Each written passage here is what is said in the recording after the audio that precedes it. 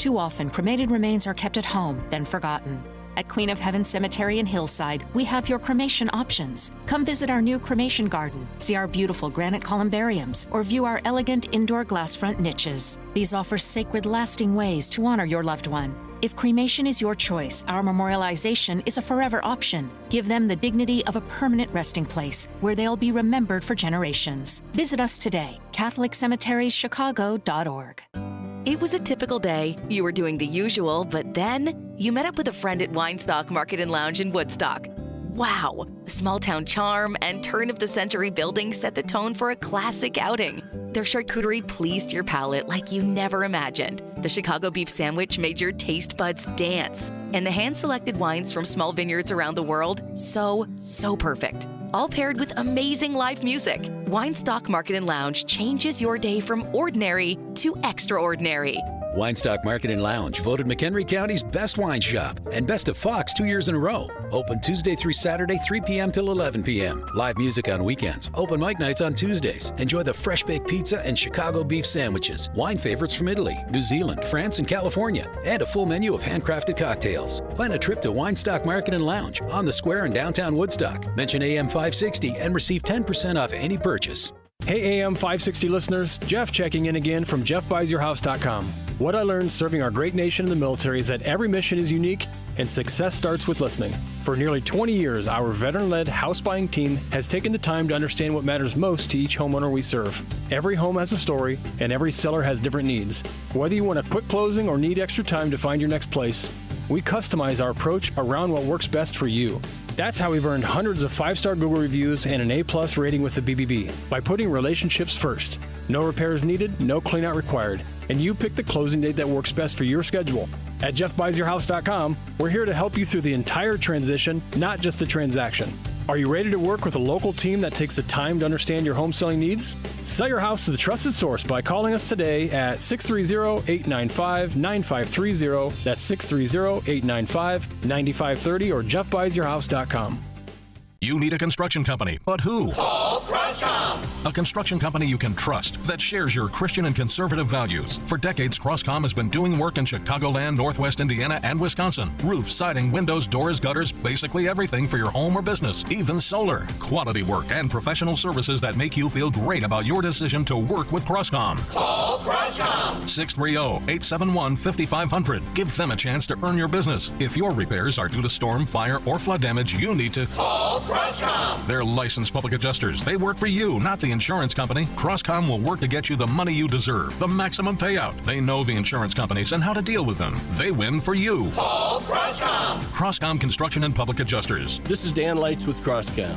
You can trust us with your home or business for high-quality work and fair prices.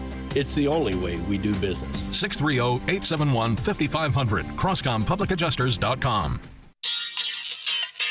When the seasons shift, you need a heating and cooling team you can trust to keep your home just right. That's where Arlington Heights Heating and Cooling, the original, comes in. This family-owned gem has been a local favorite for more than 45 years, sending only their own top-notch, highly trained technicians to your door. Whether it's a quick repair, a full installation, or anything in between, their work is unmatched, and their customer service feels like family. Keeping you cozy in the winter and cool in the summer, Arlington Heights Heating and Cooling delivers comfort you can count on. I've known Garrett and his family for years, and they are great friends of AM 560. Dial 847-545-1700 or visit ArlingtonHeightsHeatingandCooling.com. Mention AM 560 and enjoy 20% off your first service call. Again, go to ArlingtonHeightsHeatingandCooling.com. The original Arlington Heights Heating and Cooling, not the biggest, but absolutely the best. At Signature Bank, going the distance for business banking customers is what we do every day. We understand that business owners have a strategic mission, a drive to succeed, a plan for growth, and don't have time to wait for a bank to respond. With Signature Bank, you not only have a banking partner that has roots right here in Chicago, but our decisions are made locally too. Signature Bank knows that when you have a question or problem about your business, you want answers. You need someone who will pick up the phone or respond to your text. You need someone who is always there for you. That's Signature Bank. We are a team that wants to get to know you and your business. Want to be Signature Bank's next success story? Give us a call today at 773-467-5630 or visit us online at signaturebank.bank. Member FDIC, Equal Housing Lender. When it comes to industrial coating and finishing, cutting corners isn't an option. That's why leading manufacturers across the Midwest trust D&D Industrial Coatings in Racine, Wisconsin. From powder coating and liquid painting to blasting and custom finishing, D&D Industrial delivers top-tier protection and performance, fast, precise, and built to last. With over 40 years of experience, ISO-certified processes, and state-of-the-art lines, D&D handles everything from OEMs and petrochemical to agriculture, marine, construction, medical, and government specs. Family-owned, nationally trusted. Whether it's a short run or high volume, your parts are in expert hands, finished on time and finished right. Visit them today, ddindustrial.net. Again, that's ddindustrial.net. Or call them at 262-637-0686 to get your custom quote today. Again, that's 262-637-0686. D&D Industrial Coatings. Engineered to protect. Finished to impress. This is Seth Leibson for townhall.com. Curiously, more media attention has centered on President Donald Trump's peace brokering between Russia and Ukraine than one might have imagined.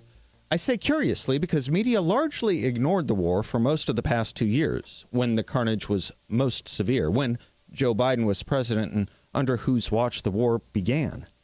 After the Zelensky summit Monday, media's first take was highly critical of President Trump, with headlines like, quote, "White House meeting ends with few signs of progress on Ukraine," as the New York Times put it.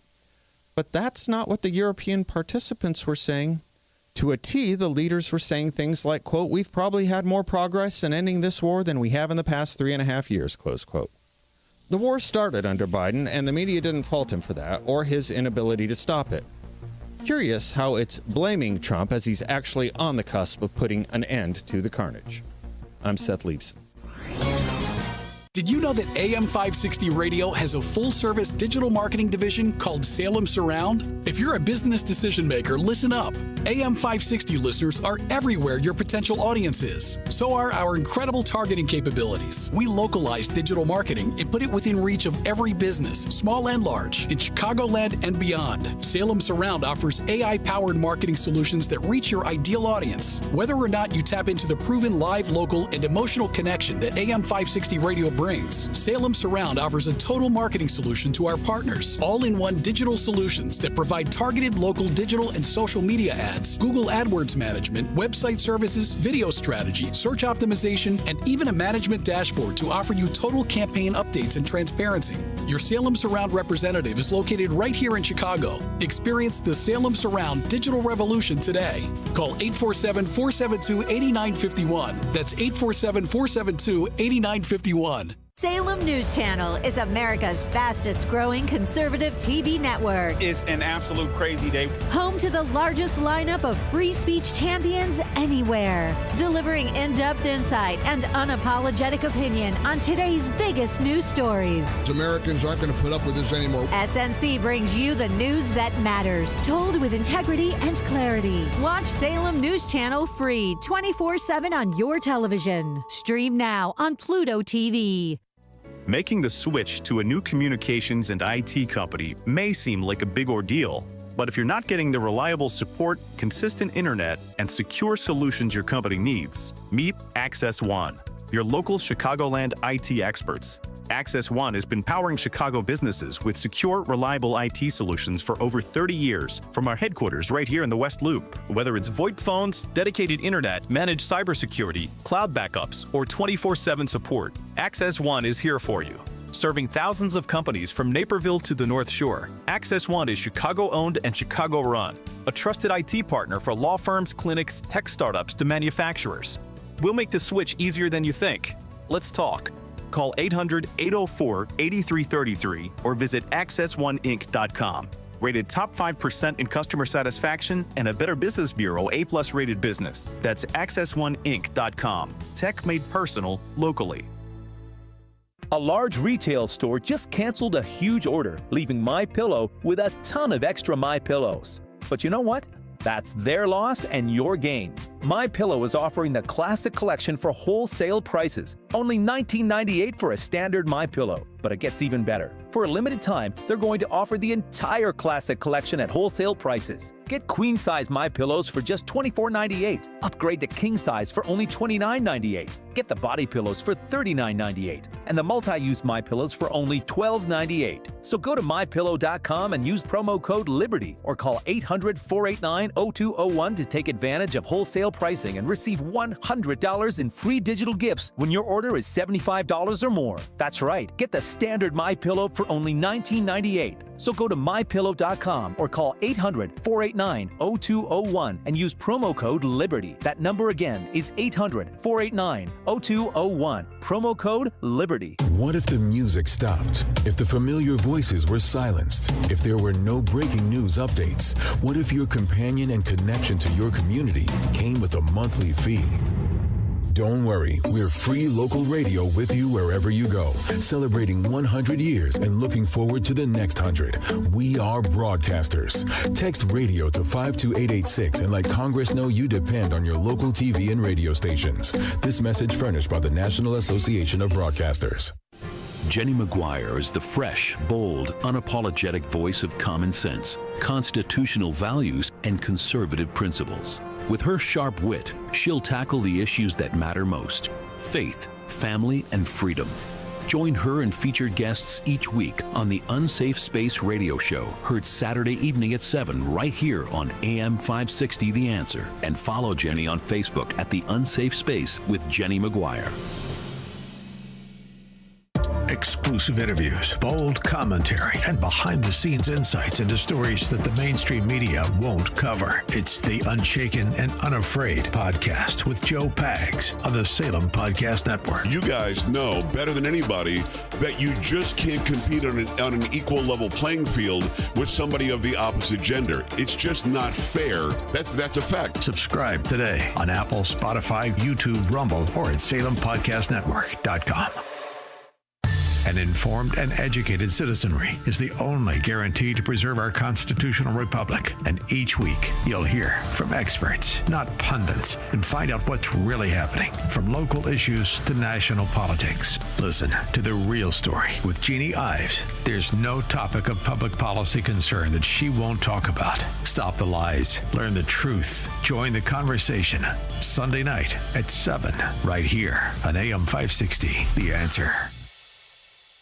Bestgen Wealth Partners knows you're feeling the pinch of rising cost of living, and you are not alone. Potentially maximize your savings and get the guidance you need through times of uncertainty with a team at Bestgen Wealth Partners. Get started at GetRetiredStayRetired.com. Advisory services offered through Bestgen Advisors, LLC, an SEC registered investment advisor. Securities offered through Private Client Services, LLC, member FINRA and SIPC. Private Client Services and Bestgen Advisors, LLC are unaffiliated entities. Any information discussed does not constitute investment advice. Bestgen Advisors and Private Client Services do not offer tax legal advice. Now, your official weather forecast. Today will be pleasant with plenty of sunshine and a high of 78. Tonight will be clear with a low of 64. Tomorrow expect a mix of sun and clouds with a high of 82. Saturday will bring mostly sunny skies with isolated thunderstorms possible and a high of 83. Sunday will be partly sunny, breezy, and less humid with a high of 74. I'm meteorologist Jason Caterina on AM 560, The Answer. Get the latest weather, traffic, and news updates online at 560theanswer.com. Portions of the following show may be pre-recorded. Now, from the Signature Bank Studios,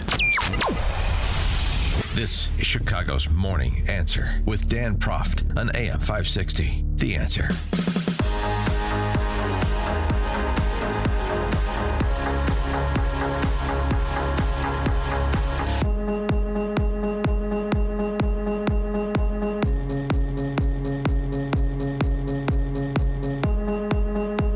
Top of the morning, Dan Proft here.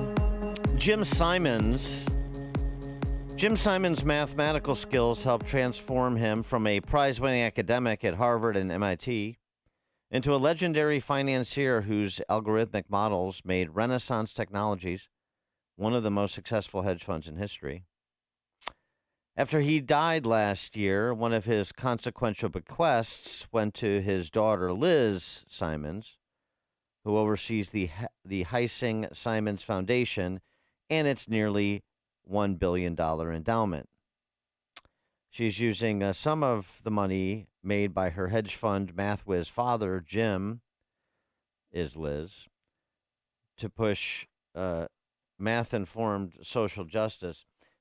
Liz Simons has recently come into the news, not just because of this little profile piece that Lee Fang did at Real Clear Investigations of her, but also because she gave $250,000 to Zoran Mamdani, the Marxist candidate for mayor of New York City, who is lapping the field, by the way. Talking to somebody on the golf course yesterday about the state of the race, and, they're going to buy Adams out to get out of the race to consolidate the anti-Mamdani vote behind Cuomo. That's interesting. Not going to be enough, even if that did come to pass. Lapping the field. And so the combination of that reality and the Jill Simons news of a major donation from the scion of, somebody who actually made it because we live in a mostly free market capitalist society. And the irony's bound, but, this is the next generation frittering it away. Well, that's what you see happen with all of the foundations named for industrialists of a bygone era. What's happened to the Rockefeller Foundation? What's happened to the Ford Foundation? I referenced it sort of in passing yesterday. Well, what's happened to them is right now they're collaborating on essentially a foundation bailout of NPR, since the government trough is something they can no longer dip in. NPR, PBS, Corporation for Public Broadcasting shutting down.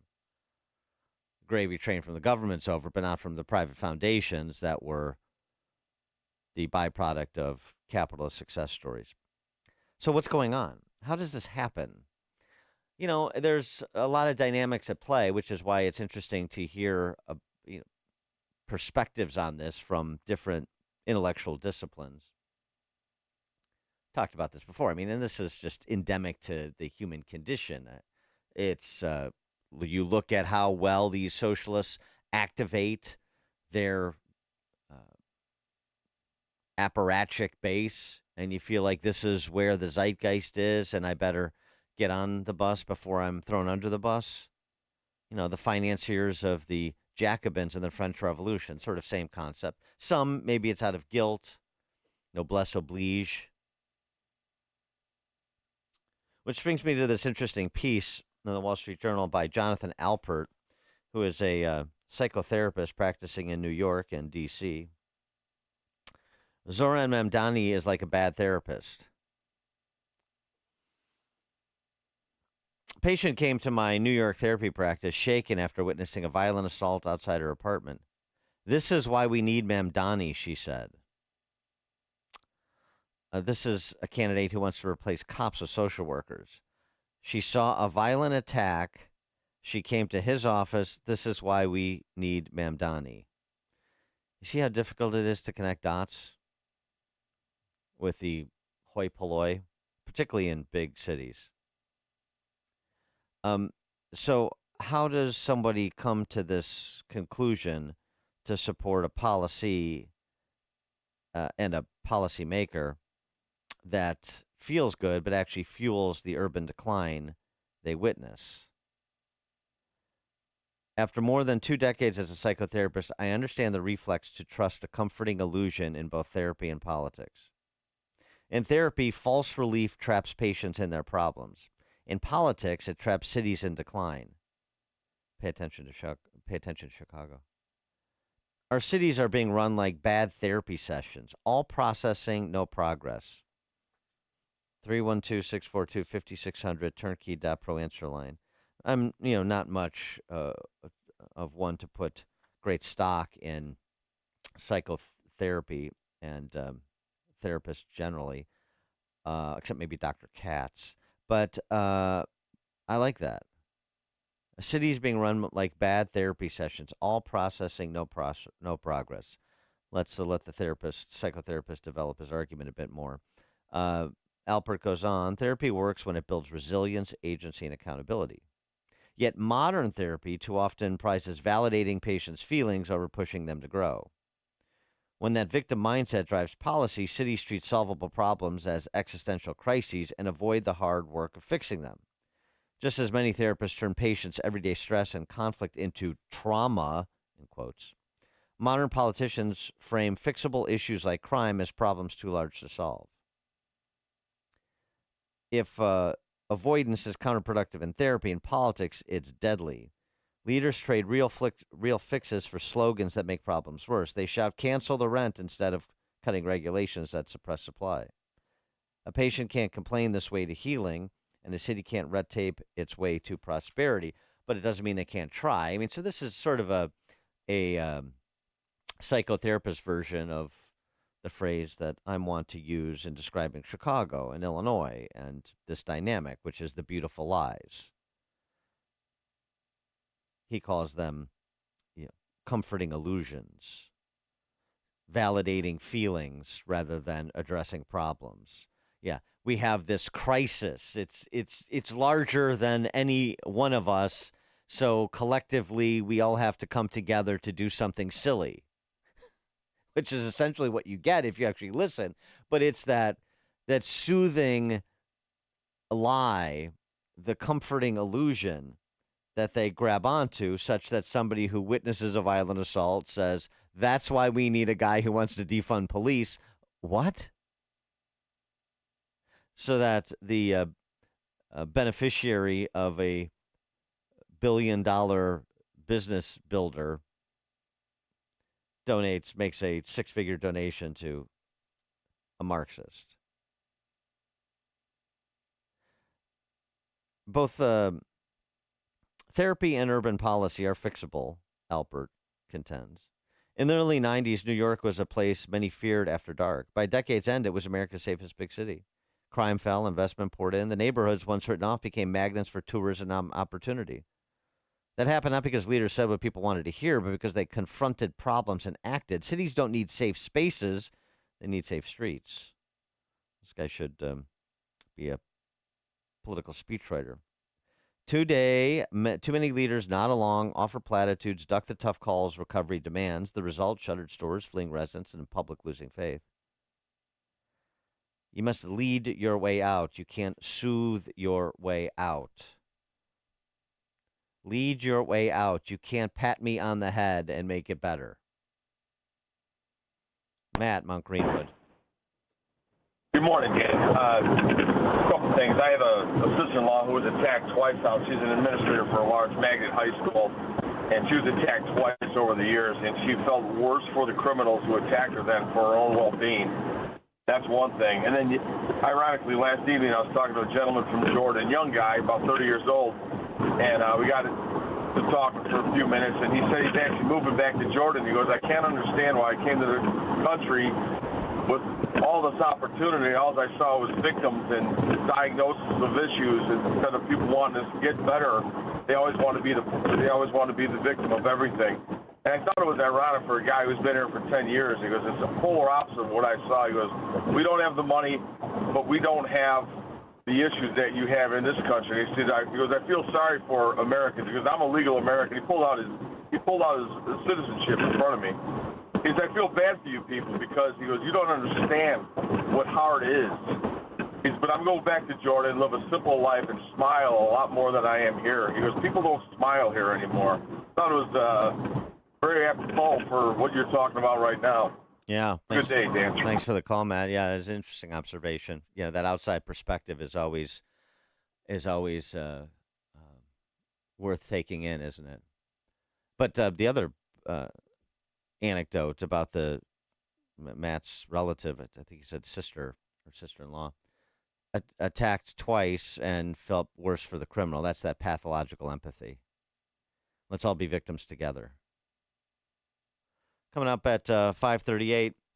Well, we will stick on this topic in a certain sense because the postmortem on November is ongoing. The path forward for the Marxist Party, the new Marxist Party, is still very much under discussion, and we'll hear from a frustrated Morning Joe. We'll hear from a frustrated Fredo Cuomo. 5:38. Now we check the headlines. Good morning. It's 69 degrees in Chicago in the AM 560 The Answer newsroom. I'm Nikki Whaley. A class action lawsuit has been filed against Atlanta-based Delta Airlines and Chicago-based United Airlines by passengers who claim the carrier sold them premium window seats without actual windows. The lawsuit alleges that some seats are next to air conditioning ducts and electrical systems, with the airlines failing to disclose this information, leading passengers to pay extra for seats beside a blank wall. The plaintiffs argue that the airlines misrepresented the seats they sold, despite resources like Seat Guru providing some seat details. I'm Liz Kennedy. The Director of National Intelligence, Tulsi Gabbard, is cutting around 40% of her staff. Gabbard announced a reorganization of her office on Wednesday, an initiative that was dubbed ODNI 2.0. The restructuring will reassign various roles and eliminate some altogether. The move aims to save $700 million per year. This comes after Gabbard revoked the security clearances of dozens of intelligence officials at the direction of President Trump. I'm Mark Mayfield. This report is sponsored by Mattress Firm. Need better sleep? On Labor Day weekend, upgrade to premium sleep at Mattress Firm's best sale of the year. Let their sleep experts match you with the perfect bed and get the rest you deserve. They make sleep easy. Shop Mattress Firm's best sale of the year. Chicago's Morning Answer continues next. Join John Anthony, host of Black and Right, for a cruise on Lake Michigan, Saturday, September 6th. Come aboard the luxury yacht Free Spirit for a fun afternoon with fellow AM 560 listeners. Enjoy great food and beverages and be a part of the live broadcast of Black and Right with John Anthony. Tickets are on sale now at 560theanswer.com/cruise. That's 560theanswer.com/cruise.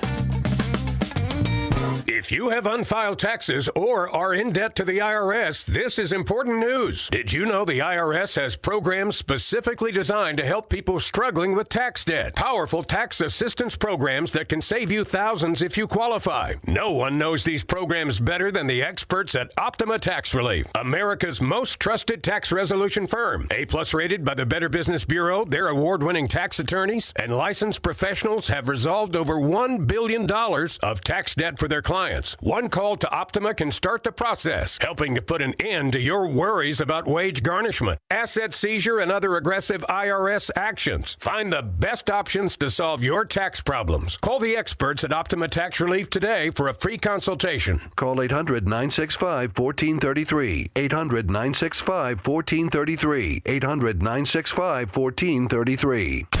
Optima Tax Relief. Some restrictions apply. For complete details, please visit OptimaTaxRelief.com.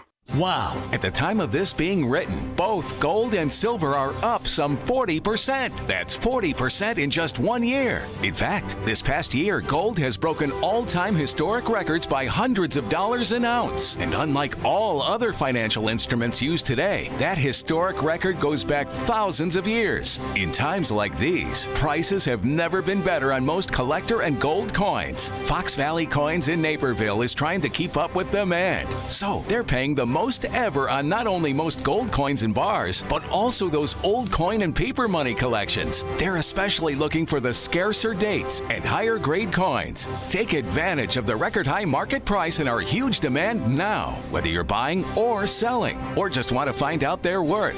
Fox Valley Coins is the place to go. Fox Valley Coins is on Route 59, just one light north of I-88 at the Naperville-Warrenville border. Family-owned integrity since 1981. Are you looking to hire? ZipRecruiter finds the best candidate for your job fast. Try ZipRecruiter for free at ZipRecruiter.com/free. ZipRecruiter.com/free. Now, your official weather forecast. Today will be pleasant with plenty of sunshine and a high of 78. Tonight will be clear with a low of 64. Tomorrow, expect a mix of sun and clouds with a high of 82. Saturday will be mostly sunny with a chance of a thunderstorm in a few areas and a high of 83. Sunday will be partly sunny, breezy, and less humid with a high of 74. I'm meteorologist Jason Caterina on AM 560, The Answer. Get the latest weather, traffic, and news updates online at 560theanswer.com. This hourly segment is brought to you by Forever Remodeling. Stress-free and high-quality remodeling. View their stunning transformations online at the number 4everremodeling.com. Now, from the Signature Bank Studios. Only the biggest stories, only the biggest guests, and only the biggest opinions. This is AM 560, The Answer.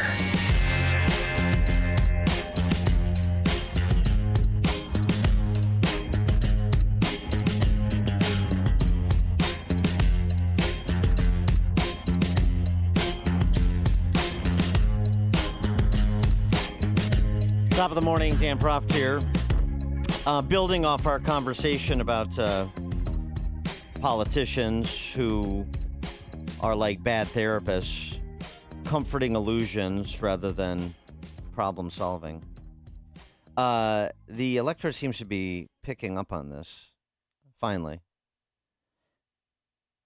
A new study out from the New York Times. For the first time since 2018, more new voters nationwide are choosing to be Republican instead of Democrats, looking at voter registration data compiled by a data firm, L2, that the New York Times retains. And more and more people are moving towards the Republican ranks in terms of self-identification, not just new voters. Of the 30 states that track voter registration by political party, Democrats lost ground to Republicans in every single one between the 2020 and 2024 elections, and often by a lot. That 4-year swing toward the Republicans adds up to 4.5 million voters, a deep political hole that could take years for Democrats to climb out of it. And this is not states. There are no states, even a blue state like Illinois, seemingly, that are immune to this trend. All told, Democrats lost about 2.1 million registered voters between 20 and 2024. Lost 2.1 million registered voters in those 30 states that were reviewed, along with D.C., that allow people to register with the political party. 2.1 they lost. Republicans gained 2.4. There's your 4.5 over 4 years. They have a problem. So it's worth noting for understandably fatalistic center-right types, much less out and proud Republicans in Illinois, that there is opportunity afoot, even in Illinois, because of this methodical shift that has happened over the past 4 years as the left has self-immolated because of the obnoxious and unhinged positions they've taken on a range of issues, in addition to their sort of just general attitude in the direction of the larger swath of the American people, something that Selena Zito picked up on. She has a piece over the Washington Examiner about Gavin Newsom, specifically Newsom's cracked mirror. She talks about him visiting Western Pennsylvania last year, stumping for Biden to try to tamp down calls for him to step down after that disastrous debate performance. 1 year later, she writes, with Newsom's party struggling more than many ever expected, he and his party have learned little about what the results of last year's election meant, what they got wrong, and how they re-engage with gettable voters. It's as though he is viewing America through a cracked mirror. He can't see who he or what his party is, let alone who the public is, and perhaps more importantly, what the people want in a leader. And what he's doing on social media, that's not going to work. She references Hudson Institute's Paul Sarachik, who is a longtime political science professor at Youngstown State. He says of Newsom's approach of trolling Trump on Twitter, trying to feign authenticity, oxymoronically, right? I'm going to imitate authenticity. The latest example of this can be found every day on Gavin Newsom's Twitter account. I'm sure some brilliant Democratic strategists pulled a muscle, patting themselves on the back for coming up with a strategy where the erstwhile 2028 presidential candidate would try to troll Trump using all caps and ending with, "Thank you for your attention to this matter," quote unquote. But the joke's on the governor. Newsom's biggest political obstacle is the fact that he reeks of inauthenticity. He comes off like a typical phony politician. Worse yet, he seems unaware of how obvious this is to others. This is not just a poli-sci professor or a populist reporter like Selena Zito offering this criticism. Listen to Joe Scarborough complaining about Gavin Newsom and the listlessness of his new party. Does Joe Scarborough still pretend to be a Republican? I assume not. Speaking of inauthenticity. Nonetheless, the Democrats are trying to find their footing, and it's quite embarrassing, actually. I mean, Gavin Newsom, have you seen what he's doing online? And it's like, just take a deep breath. Yeah. Don't try to turn the ship 180 degrees and they don't know what to do. I have a good idea. Instead of trying to school Donald Trump, talk into the camera about affordability. Talk about making groceries more affordable. Talk about what you're going to do for housing. Talk about what you're going to do for energy prices that continue to go up. We heard the congressman yesterday talk about energy prices skyrocketing in New Jersey. Don't try. As I've been saying, Donald Trump's not on the ballot in 26. He's not on the ballot in 28. Why try to drag Muhammad Ali in the ring when you got Chuck Wepner standing right in front of you? And Wepner's a bleeder. He's a bleeder. You want him. So why are you going, I'm going after Donald? No, you're not. You're not running against Donald Trump. Go after Tweedledee or Tweedledum. Chuck Wepner, a bleeder. Go after him. No disrespect to Chuck Wepner. Yeah, all due respect, of course. He kind of held in there long with Inspired Rocky, many people say. I think the boxing aficionados on the desk over at MS, what is it, MS Now? Speaking of inauthenticity, put a fresh coat of paint on it. It is rather ironic, I found, listening to that one, the tortured sports metaphor. And by the way, who's Tweedledee and Tweedledum? Greg Abbott, Ron DeSantis, J.D. Vance, Marco Rubio. Who are you going to go after as your boogeyman proxy for the current boogeyman du jour? And for the last 10 years, I don't know if you really say du jour anymore, Donald Trump. So actually, just politically, from an electoral perspective, I think Scarborough's actually wrong, trying to nationalize these state and local races and make it all a referendum on Trump probably is the best thing that the left has going for it. And they've done this before. I mean, they go all the way back to 1994, for example, after the Gingrich Revolution.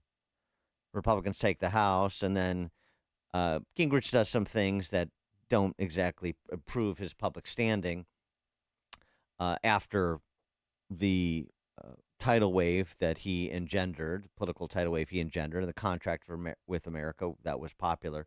But then, he had a little arrogant, a little worried about where his seat is on Air Force One and so on and so forth. And the fact that, you remember that 30 years later says something about how damaging that was from a PR perspective. But I remember, and you probably do too, they made state legislative races in 96, the midterm elections, the presidential election, and then 98, the midterm elections. They made that about Newt Gingrich. You got a state rep running in South suburban Chicago, and she's aligned or he's aligned with Newt Gingrich. He was the boogeyman. They're always looking for a boogeyman, and Trump is it. And he, fits the bill, and sometimes he aids the effort. So the obvious thing they're saying about Gavin Newsom's inauthenticity and the fecklessness and unseriousness of the people that are auditioning to be the nominee of the party in 28 at present, I mean, that's all true, of course. But electorally, their best bet is probably to try to continue to make Trump their bête noire and gloss over the other problem they have, which is, you talk about how you're going to reduce prices, talk about how you're going to provide access to affordable housing and so on and so forth. Yeah, well, the problem with that, Joe, is that you and your friends don't have ways to address those problems. Your alleged solutions exacerbate those problems if they didn't instigate them in the first place. So, of course, you are left to talk about identity and to pit groups against one another, either by class or by race or intersectional score or level of education. Of course, that's all you have. Because what you propose to do doesn't work for the great majority of the people. Which is why it's funny to listen to people like Fredo Cuomo wax nostalgic about your dad's Democrat Party. Oh, my dad, Mario, he wouldn't recognize this party. Yeah, I mean, that's true to some extent. But, if you scratch below the surface of that sort of Johnny Lunch Pail party that the Democrats remember themselves to be, they really weren't then. I mean, they're not that now, and they weren't really that then either. They just did a better job marketing. And so instead of what's really happened is they've made a public turn away from Johnny Lunch Pails because the people in charge now are identity obsessed navel gazers, and they focus on those that are similarly situated. They saw the future of this country and their party as a majority-minority country that they would lord over forever by emphasizing identity over lot in life, over aspirations, over playing by the rules. All of those old values upon which America was built are just old values. And they're going to present some new values and some new value keepers. And that's the Brandon Johnson, these are the public sector union apparatchiks and the Ivy League educated prigs like Mamdani. So that's the new cadre of Democrats. But I mean, I'll play the Cuomo thing and, Benny Johnson, because Benny Johnson's interviewing him here for his podcast. I mean, he just sort of takes this in without any critical pushback, which is fine. But so it leaves it for people like me to review. But I mean, the idea that Morning Joe or Fredo Cuomo are truth tellers any more than Bill Maher is because they're being critical of the party to which they affiliate, they're not. They're just trying to grasp, like those erstwhile aspirants to the 28 nomination, they're trying to grope in the dark for a way back to power. This is not a reckoning. There are no mea culpas. This is how do we winnow our way back to the levers of power. That's it.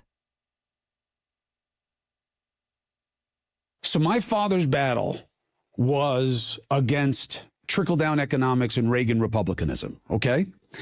The Democratic Party that he fought for and the Republican Party that he fought against, neither exists anymore. My father's party was take care of the little guy, take care of the little guy, take care of the little guy. Stay out of our bedroom, stay out of my heart, okay? Just do all the government we need, but only the government we need. And we're a secular society. Don't put anything else on me. That's who they were. Republicans at that time were teaching to the top, for the top, about the top. Everybody should see the world through the eyes of the top, and everything else is great because the top has it great. That was the conflict. Now, It's the left arguing for a cultural elite. This is how you will talk about people, Benny. This is how you will raise your kids. This is what you will tell them is okay. This is what, you will say and not say. And the Republicans are, this system sucks. All the little people are getting squashed. These elites are killing us. Anti-everything. They flipped in terms of their operative animus and their constituencies out of convenience and time. So my father's party is no more. Socialism, he believed that the opportunity to be part of a free market was exactly why his parents, illiterate, unsophisticated, untrained, except with a heart, 3 sizes too big, filled with ambition and dreams, to come to be able to compete. Without some feudal system on your head in rural Italy where they were telling you who you could be and how you could be, was worth everything. The idea of going to socialism, not socialistic. Yes, public education. Yes, entitlements. Yes, there are socialistic aspects to our constitutional republic within a capitalistic model that work. They work for the collective. That's what we do. But it's a capitalistic society. No Democrat ever argued for anything else. No Democrat would have argued for open borders. None of this. My father would have done none of this. And why? Because those were the ideals of the party.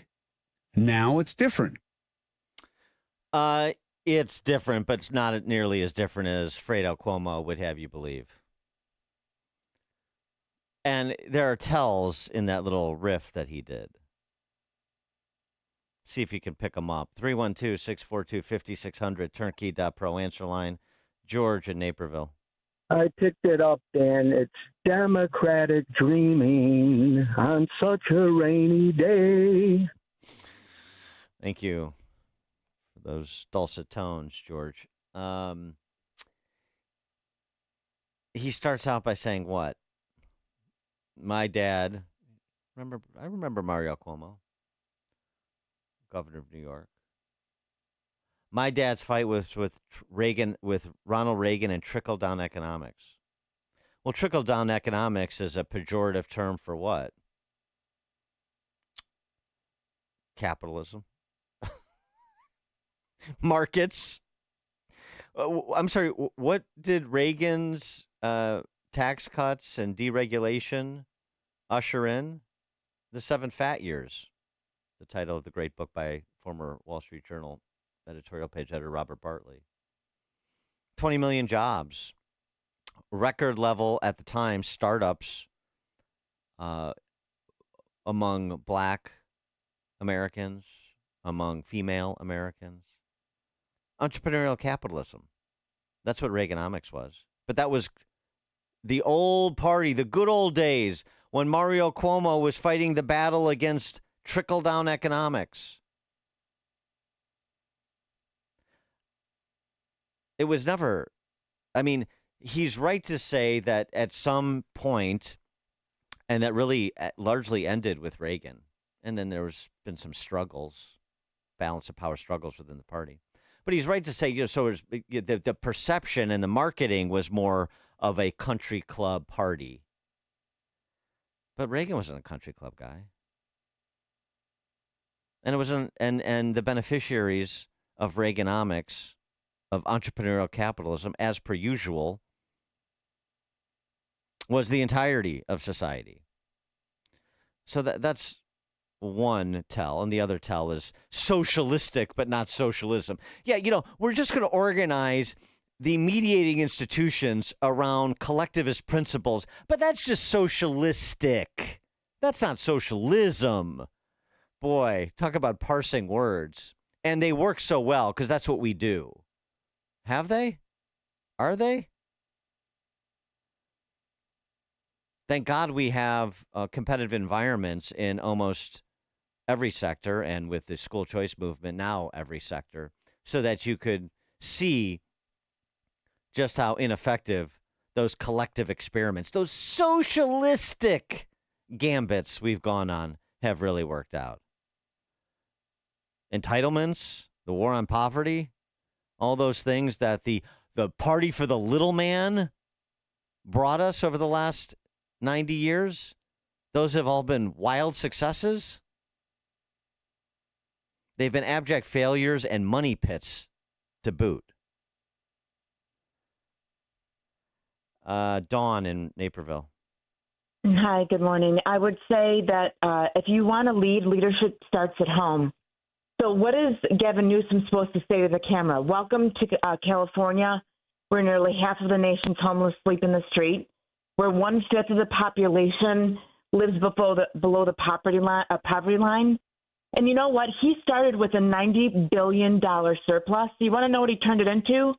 $45 billion deficit. So what is he supposed to say? Oh, and by the way, we have the highest gas tax, we have the highest sales tax and property taxes. And what do you think that does to the poor? It hurts the poor the most. And you know what, Dan, since I've been listening to you, I think one of the first facts I remember you saying was that the largest age gap of life expectancy is in Chicago, between the North Shore and Englewood. And I don't know how long ago that was, but if you want a taste of what the Democratic policies produce, really, it's not about Democrat or Republican. In my opinion, it's good versus evil. Thanks for the call, Don. We got to leave it there. We're up against the clock, but I appreciate the call. Coming up at 6:06, we'll turn our attention to Jelly Belly's recent pronouncements on redistricting. It is now 6 a.m. AM 560 WIND. It's red states versus blue states. I'm Dave Anthony, Fox News. Lawmakers in Texas and California could vote today on congressional redistricting. The one in Texas goes before the state Senate today after the House passed it, with GOP State Rep Todd Hunter saying, each of these newly drawn districts now trend Republican in political performance. Many Texas Democrats had left the state for 2 weeks, blocking that vote. Now Fox's Garrett Tenney reports from the Capitol in Austin. Democrats are optimistic about their chances to win an injunction against the new map, though, given that every decade since 1965, when the Voting Rights Act went into effect, federal courts have found at least one of Texas's maps to be in violation of it. Republicans, though, are adamant that they are on solid legal ground and that Democrats are simply grasping at straws. Now in California, it's Republicans trying to block the Democratic redistricting, though the state Supreme Court refused to intervene. I do believe people want to be empowered, and we want the power of the people, not the politicians. GOP State Senator Tony Strickland, the plan, the legislature is poised to approve would ask voters in a special election in November to bypass an independent redistricting commission and okay new maps that could give Democrats 5 more House seats in the 2026 elections. The U.S. and European allies keep working on a possible security guarantee for Ukraine. As Vice President Vance tells Fox, they are committed to bring a 3.5-year, very brutal conflict to a stop. But Russia insists it has to be involved in any potential security guarantee, and it went on the attack again overnight, launching missiles and more than 500 drones into Ukraine, days after Trump meetings with Russian leader Vladimir Putin and Ukraine's President Volodymyr Zelensky, who condemned the new Russian onslaught, saying it's as if nothing is changing at all. Hurricane Erin still moving out to sea, but affecting the East Coast. 50 miles per hour just offshore of the coastal areas of North Carolina. That's Fox meteorologist Janice Dean. The Outer Banks is also getting high surf. There are beach closings all across the East Coast. America's listening to WIND Chicago.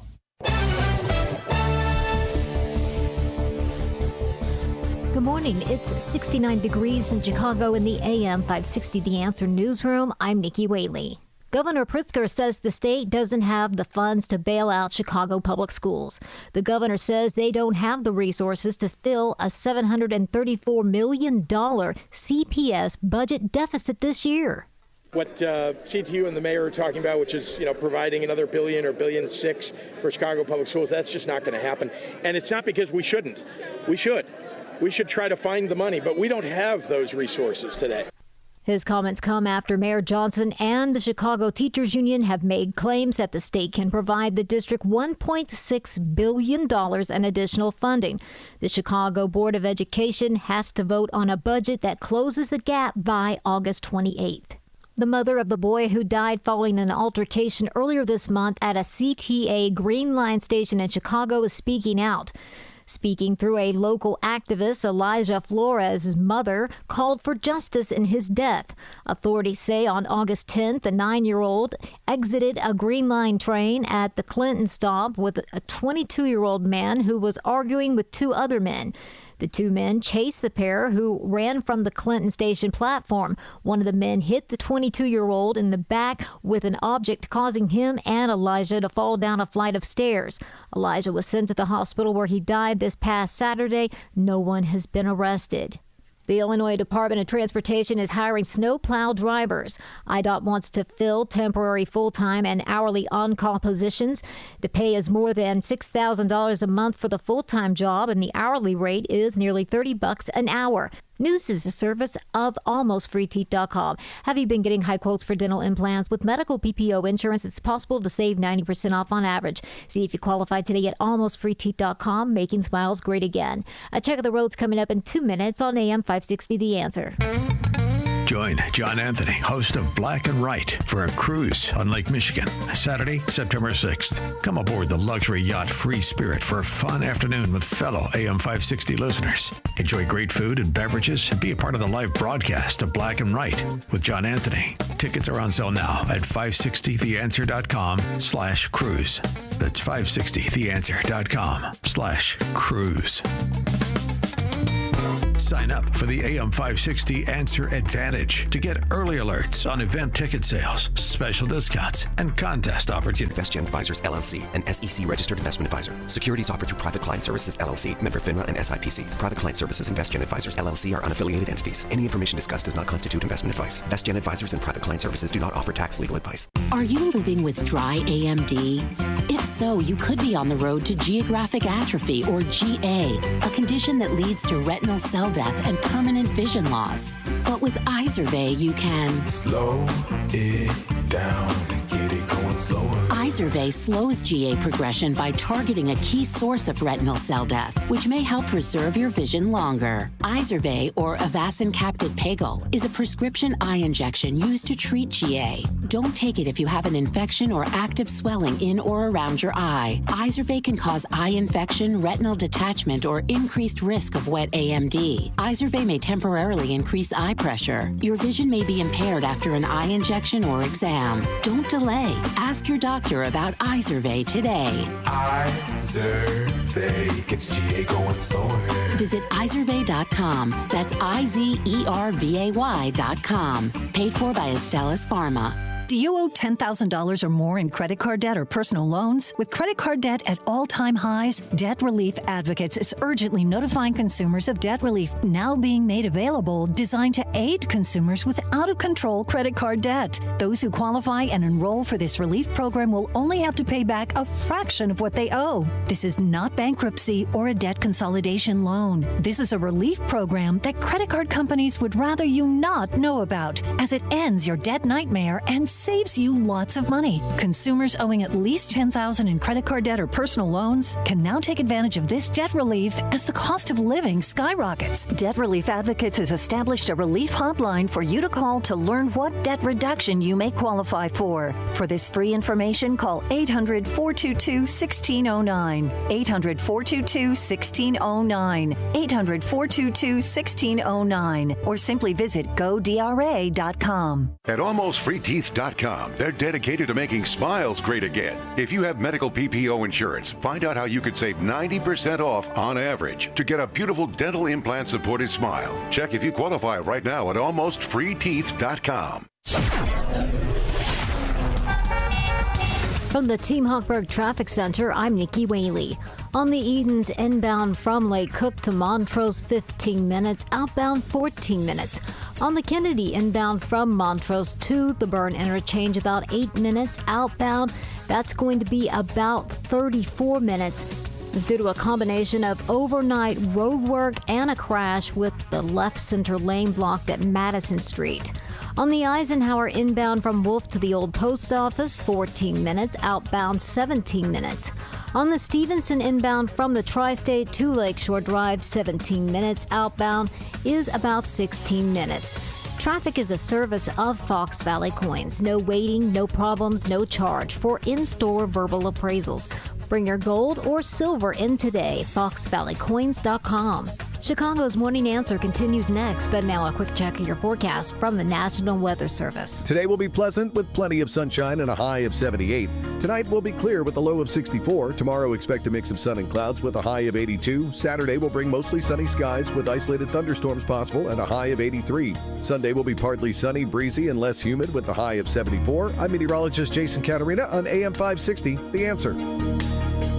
Get the latest weather, traffic, and news updates online at 560theanswer.com.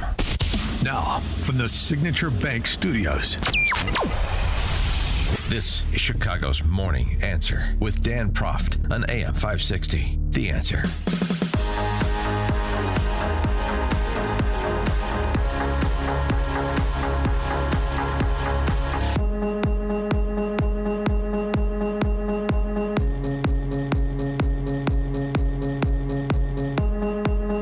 Top of the morning, Dan Proft here. So on the matter of redistricting, now that those flea-bagging Texas State House Dems are back in town, that's moving right along, the new map down there. We saw the other day the announcement of a bipartisan. I mean, if you call Ray LaHood, if Ray LaHood is your Republican to make something bipartisan, it's not bipartisan.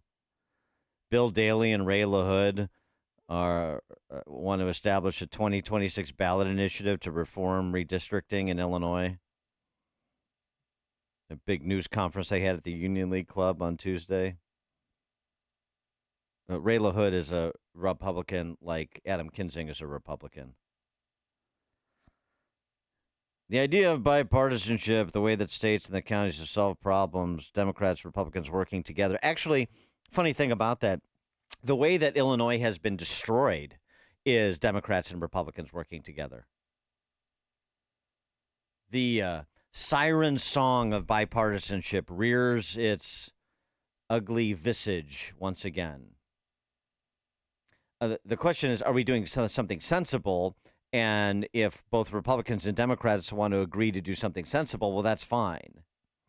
But the act of coming together to do something, regardless of what that something is, that is not something to celebrate.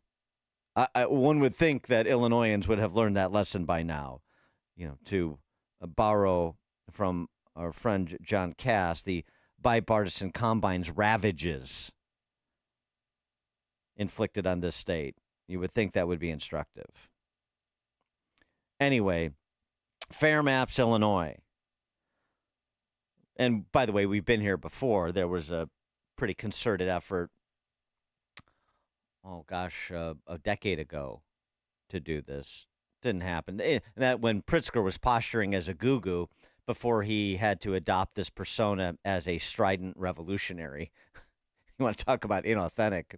You think Gavin Newsom's inauthentic. That, jovial, hail fellow, well met revolutionary routine that Jelly Belly is doing? Please. Anybody really buying that? I mean, I can understand somebody that says, I find him, completely distasteful, but, by default, I voted for J.B. Pritzker. I'll accept that as an answer. I don't agree with it, but I'll accept it. But, I mean, anybody cheerleading that tub of goo? Please. So what's his position on this? Because he postured as a goo-goo a decade ago. Yes, Fair Maps. Now it's and then he signed this the most gerrymandered congressional district and by extension state legislative district map in the country. Didn't inhibit him from his effort to turn what's going on into Texas as something to burnish his credentials with the apparatchik base of his party. I get it. But where is he now that this bipartisan effort by a couple of old war horses? So tired. But anyway, where is he now? Where is he now that all these movements are afoot to do mid-decade redistricting? Highly unusual. outside of normal modalities, James Clapper might say. What says Pritzker? I think having an independent commission is a good idea. It has to be done on a national basis, though. It can't be done state by state. We'd be unilaterally disarming as Democrats if we did that. But I think we should make it happen. We shouldn't do what we're doing, but we have to do it until we don't do it. 312-642-5600, turnkey.pro answer line. I'm not happy with what I've done, but I'm forced to do it because the other side is threatening to do it. Or because the other side does it too. That's leadership, what you just heard there. Oh, I am disgusted with myself, but I can't stop because the other side's disgusting. No, okay. It's sort of the definition of a race to the bottom, isn't it? So then I guess he would say that Texas shouldn't be doing what they're doing, but if they didn't do what they were doing, they would be unilaterally disarming, right? So was that a backdoor endorsement of the Texas redistricting? I'm sure Greg Abbott will be happy to hear. Speaking of what's going on down there, and in California, as you heard of the news at the top, the Texas State Rep Nicole Collier, we brought to you yesterday, she's really raising her profile, not in a positive way. I mean, maybe for her constituents, I don't know. She was the one who got locked in the Capitol because she wouldn't sign out and take a police escort. You know, there were arrest warrants issued for these flea-bagging Democrats. But anyway, you know, everything that is authoritarian, anything that is in the direction of accountability or abiding by the rules as previously enacted is authoritarian. And so she was on this conference video call with who else? Gavin Newsom, Senator Spartacus from New Jersey, the DNC chairman. I don't know, I guess strategizing about their redistricting gambits, how they can stop Texas and facilitate California. And then this happened, and all hell broke loose. Cory Booker was outraged. And all of our Democratic elected officials. Sorry, I have to leave. They said it's a felony for me to do this. Apparently, I can't be on the floor or in the bathroom. Oh, you told me I was only allowed to be here in the bathroom. No, hang on. Bye, everybody. I've got to go. Hey, that is outrageous. And first of all, let me tell you something. Representative Collier in the bathroom has more dignity than Donald Trump in the Oval Office. Zing. That is outrageous. What they're trying to do right there is silence an American leader, silence a black woman. And that is outrageous. And I hope everybody took note of that.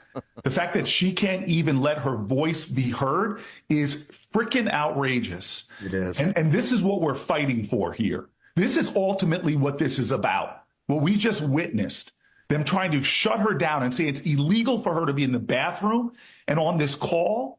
This is the lengths that they're going to in Texas to try to bring about a system so unjust and so unjustifiable that they are going to try to silence those leaders from being heard and speaking out.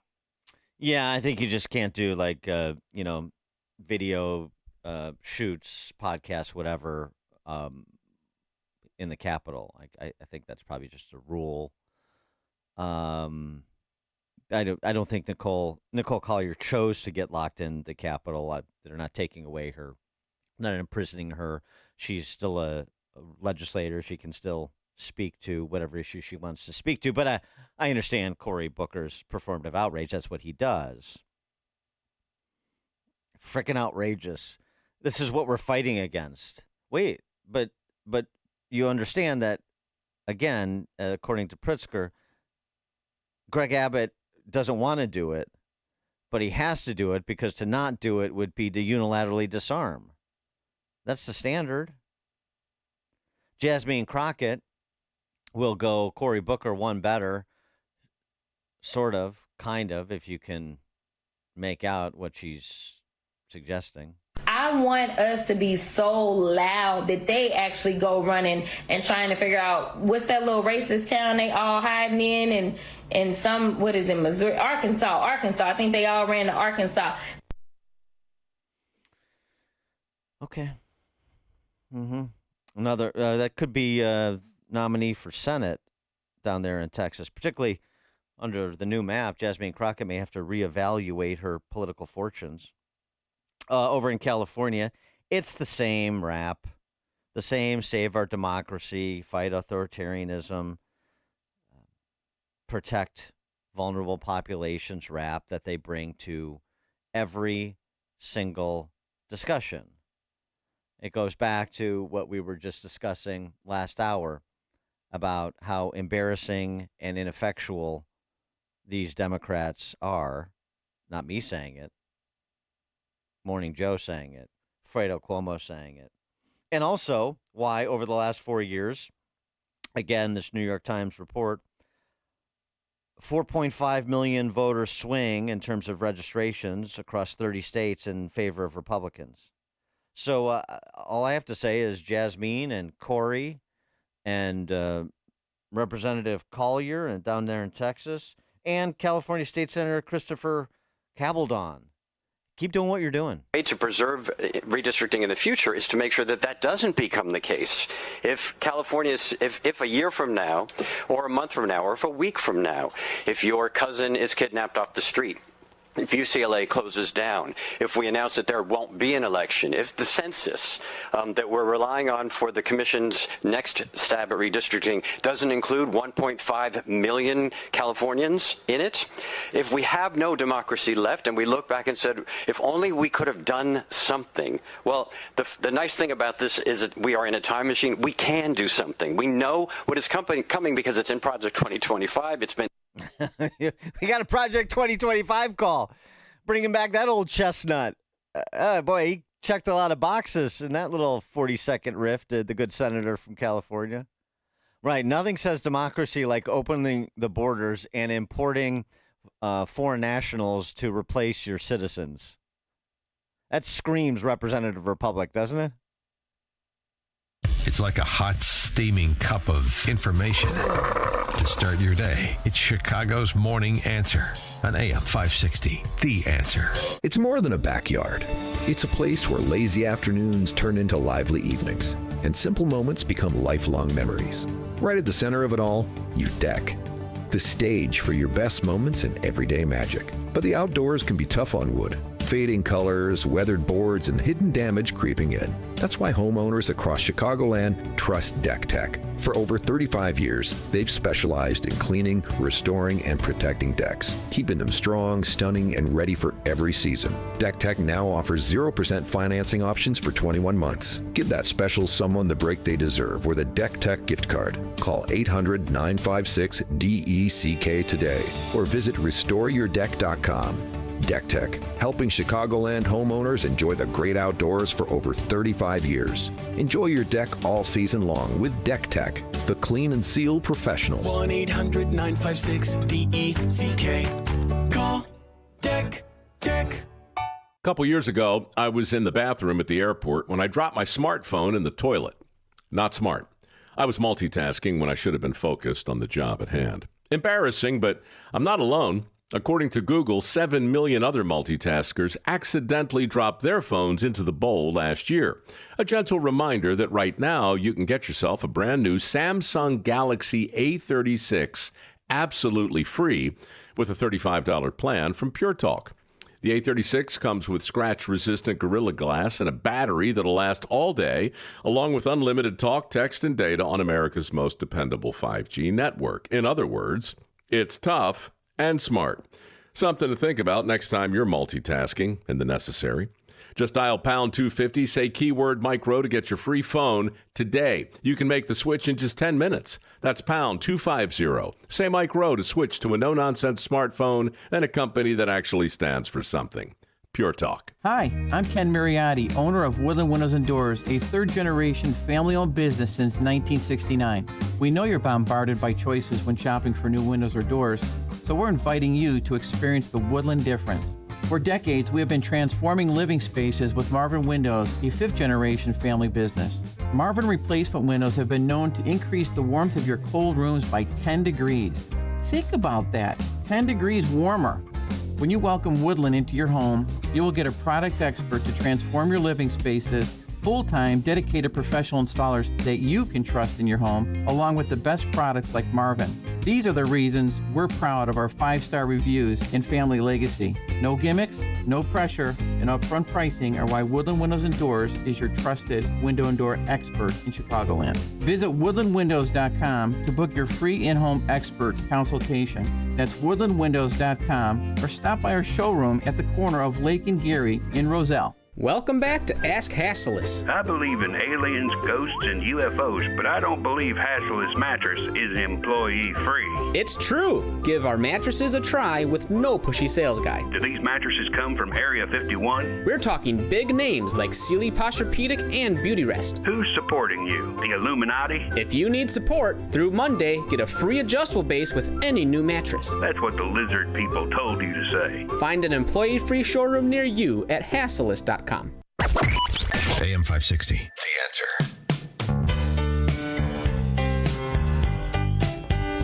Top of the morning, Dan Proft here, and nice of Vice President Vance and Defense Secretary Hegseth to stop by Union Station yesterday and visit with the National Guardsmen who have been activated and deployed to aid the peacekeeping effort inside the nation's capital.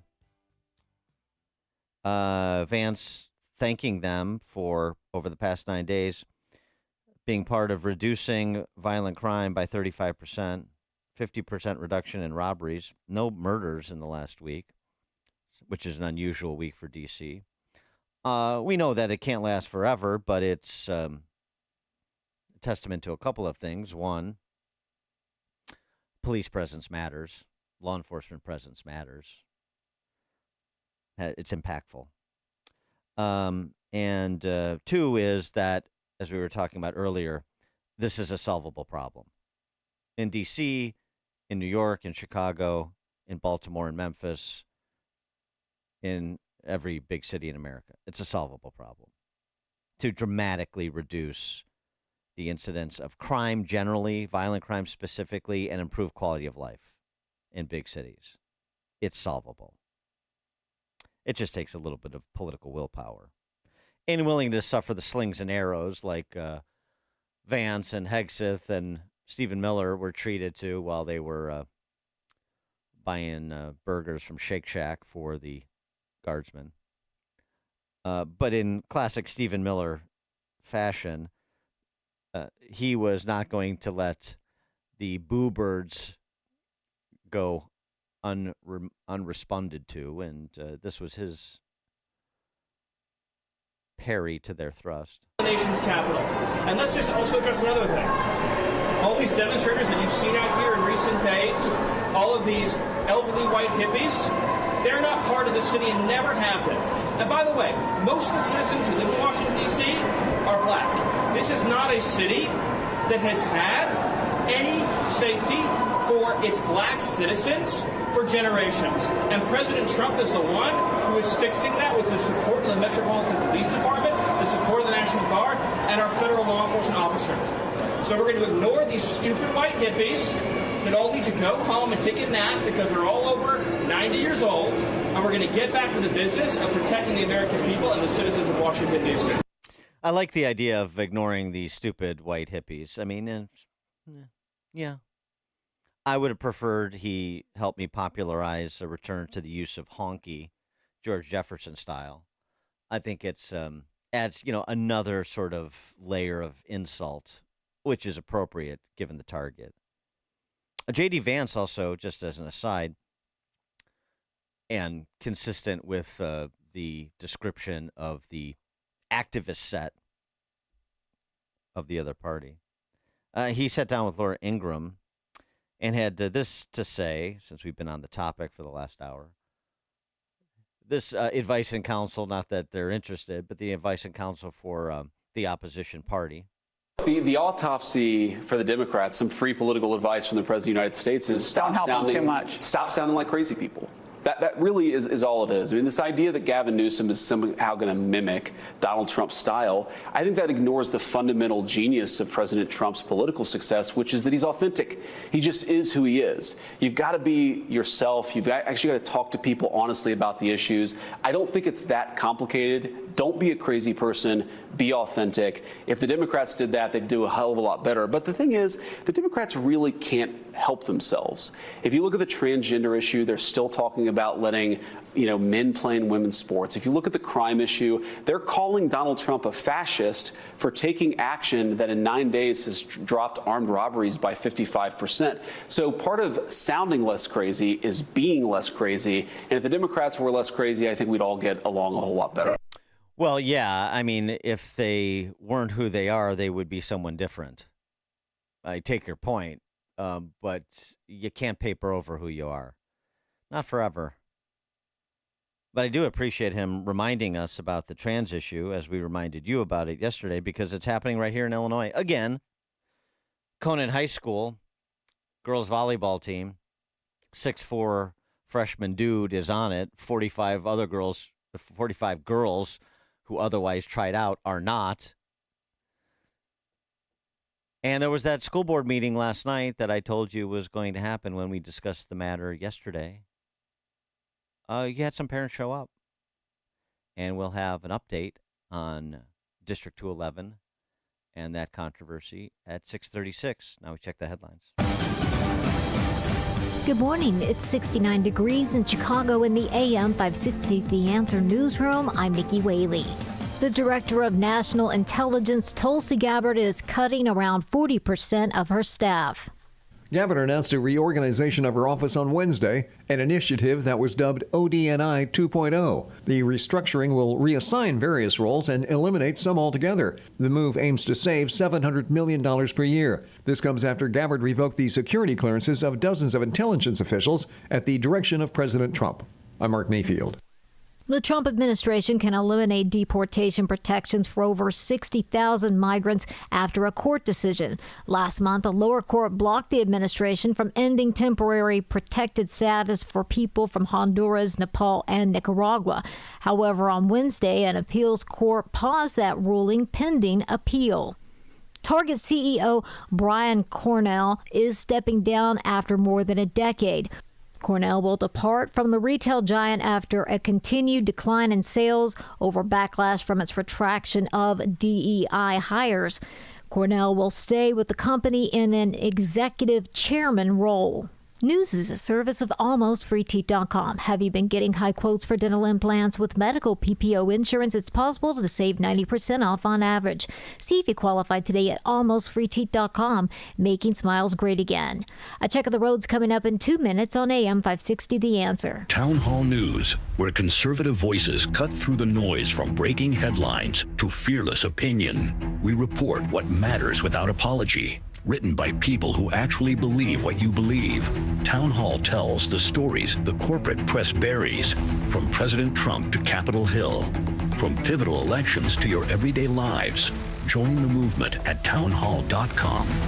Real stories, real reporters, real conservative media. I'm alpine skier Michaela Schifrin. I've won the most World Cup ski races in history. But what does success mean to me? Success means discipline. It's teamwork. It's the drive and passion inside of us, and it's why Stifel is one of the fastest growing global wealth management firms in the country. If you're looking for success, surround yourself with the people who will get you there. If you're an advisor or investor, choose Stifel, where success meets success. Stifel Nicholas & Company Incorporated, member SIPC and NYSE. Past performance is no indication of future results. Investing involves risk. Consult a financial advisor before making any investment decisions. The IRS finally caught up with Louie. I hadn't paid my taxes in 8 years. I owe the IRS a lot of money. Louie was in deep trouble. We're going to take your house, put a lien on your bank account, garnish your pay. They don't care. They're going to take your paycheck. Louie found out about Optima Tax Relief, the leading tax resolution firm. A+ rated by the Better Business Bureau, they've resolved over $1 billion for their clients. Optima Tax, they help me. They calm me down. They make me feel comfortable, and I trust them. Louie has a lot to be thankful for. I don't owe the IRS anymore, and I'm able to live a comfortable life, a lot better life. It was because of Optima Tax. For tax help you can trust, call Optima now for a free consultation. Take it from Louie. If you owe the IRS, don't go it alone. Give Optima Tax a call. They can help you. Call 800-965-1433. 800-965-1433. 800-965-1433. Optima Tax Relief. Testimonial from an actual client. Some restrictions apply. For complete details, please visit OptimaTaxRelief.com. Salem News Channel is America's fastest growing conservative TV network. It's an absolute crazy day. Home to the largest lineup of free speech champions anywhere, delivering in-depth insight and unapologetic opinion on today's biggest news stories. Americans aren't going to put up with this anymore. S&C brings you the news that matters, told with integrity and clarity. Watch Salem News Channel free 24/7 on your television. Stream now on Samsung TV Plus, channel 1177. Are you looking to hire? ZipRecruiter finds the best candidate for your job fast. Try ZipRecruiter for free at ZipRecruiter.com/free. ZipRecruiter.com/free. From the Team Hochberg Traffic Center, I'm Nikki Rayleigh. On the Edens inbound from Lake Cook to Montrose, 14 minutes. Outbound, 13 minutes. On the Kennedy inbound from Montrose to the Burn Interchange, 15 minutes. Outbound is going to be about 36 minutes. On the Eisenhower inbound from Wolf to the Old Post Office, 17 minutes. Outbound, 24 minutes. On the Stevenson inbound from the Tri-State to Lakeshore Drive, 19 minutes. Outbound is about 15 minutes. This report is sponsored by Blindster.com. What if they can guarantee the price of Bitcoin will be $1 million in 2030? Well, they can't, but they can guarantee you'll save a lot of money on blinds at their company, Blindster.com. Free samples, free shipping, and guaranteed to fit. Shop at Blindster.com today. Chicago's Morning Answer continues next, but now a check of your forecast from the National Weather Service. Today will be pleasant with plenty of sunshine and a high of 78. Tonight will be clear with a low of 64. Tomorrow, expect a mix of sun and clouds with a high of 82. Saturday will be mostly sunny with a chance of a thunderstorm in a few areas and a high of 83. Sunday will be partly sunny, breezy, and less humid with a high of 74. I'm meteorologist Jason Caterina on AM 560, The Answer. Get the latest weather, traffic, and news updates online at 560theanswer.com. This hourly segment is brought to you by HealthQuest Radio with Dr. David Kolbaba. Saturday mornings at 11. Visit healthquestradio.com. Now, from the Signature Bank Studios. If you're looking for the latest news, insight into what it means, and the sharpest opinion, there's only one station in Chicago where you can turn, and it's this one. We're AM 560, The Answer.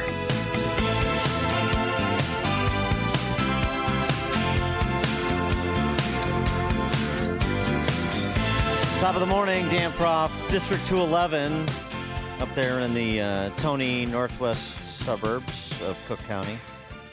They had a school board meeting yesterday, and one of the topics that was addressed, because parents showed up, and good for them, was a 6'4" boy who made the girls' freshman volleyball team. 4 dozen girls who tried out, just about, did not make the volleyball team. He did. The 6'4" might have had something to do with it because, as was reported, no background in volleyball. And the District 211 posture, per their duly elected school board and the administrative leadership, is to pretend along with the kids. If you're a boy who says he's a girl, then we're going to pretend you're a girl. If you're a girl who says she's a boy, we're going to pretend you're a boy. Well, as we discussed yesterday, you can pretend away reality, but somebody's going to get mugged. And it could be one of these freshman girls, like happened to Peyton McNabb, that North Carolina volleyball player who we reminded you of yesterday. And by the way, District 211 knows what they're getting into. Just to repeat, well, they're worried about being sued by the 6'4" freshman boy's family. But they're not worried about being investigated by the Department of Justice's or the Department of Education's Office of Civil Rights. They're not worried about that and litigating the issue with the federal government, given the policies promulgated by the Trump administration. Not worried about those costs, right? This is not about taxpayer money and being good stewards of the taxpayer dollar. This is about being a cultural Marxist and trying to impose your ideology wherever you can, in this case, on District 211 students and their families. One mom showed up and offered a poignant 3-minute riff in the direction of the school board. Good evening. My name is Karen Powers. I am a resident of Hoffman Estates, and my daughter thankfully graduated Hoffman High 2.5 years ago. I'm speaking tonight to support the young women of the Conant girls volleyball team and their families after hearing the news that a boy is being allowed to compete on their team. I'm disgusted by the way this district has dismissed the safety of these young girls, as well as the safety of the young girls on the opposing teams that they will be playing. I am disgusted that the district is robbing these young women of athletic opportunities, not only at the high school level, but potential opportunities to compete at the collegiate level. The district is in direct violation of a federal executive order and risks losing their federal funding. The boy in question is 6'4" and has 0 volleyball experience, yet somehow managed to make the team. A longtime beloved coach of the girls' volleyball team quit, and if she is here or watching, I have the utmost respect for you standing firm on your morals and values. As I look at the board in front of me, I see members with daughters of their own, and I ask you, would you want your daughter to compete against a boy who is 6'4"? Would you be happy if a boy secured a spot on the team meant for your daughter? Would you want your daughter to undress in front of him in the locker room? Would you want him to undress in front of her? Would you want your daughter to be hit in the head with a volleyball that was spiked by a boy? Look up Peyton McNabb, who suffered a brain injury after being hit in the head by a boy with the ball. Boys are inherently stronger than girls. 1 minute remaining. That is a fact. If you disagree with this statement, please explain to me why we have boys sports and girls sports. Members of this board, past and present, over the last 5 years have followed the science when making damaging decisions regarding the students of D211. Why has this suddenly stopped? Why have you stopped following the science? Is it fear of a lawsuit from a 6'4" boy and his family? I would hope that the girls on the Conant volleyball team are preparing for legal action, but I also hope the teams they compete against are as well. Science says he is a biological boy and can never be a girl. This is not an attack on the boy. If he wants to pretend to be a girl, that is his choice. However, it is not society's responsibility to pretend he is one. It's not a girl's responsibility to feel uncomfortable or unsafe for the sake of a boy pretending to be a girl. He should be participating in sports designated for boys because he will always be one. When do the girls in D211 get to feel safe, recognized, and protected? Next.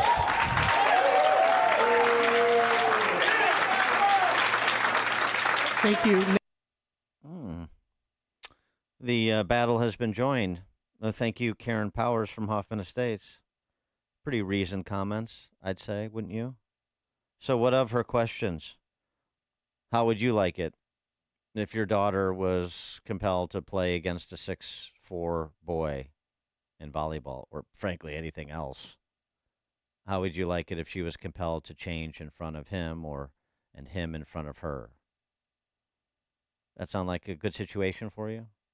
And unless we forget, it was just a couple months ago we were talking about a similar dynamic, not volleyball specifically, but locker room specifically, at a middle school in Deerfield, Shepherd Middle School in Deerfield, where it was the same story. Girls feeling uncomfortable in middle school, having to change in front of a boy pretending to be a girl at Shepherd Middle School in Deerfield. I can't say middle school enough because there are no parameters with respect to these trans mafioso types.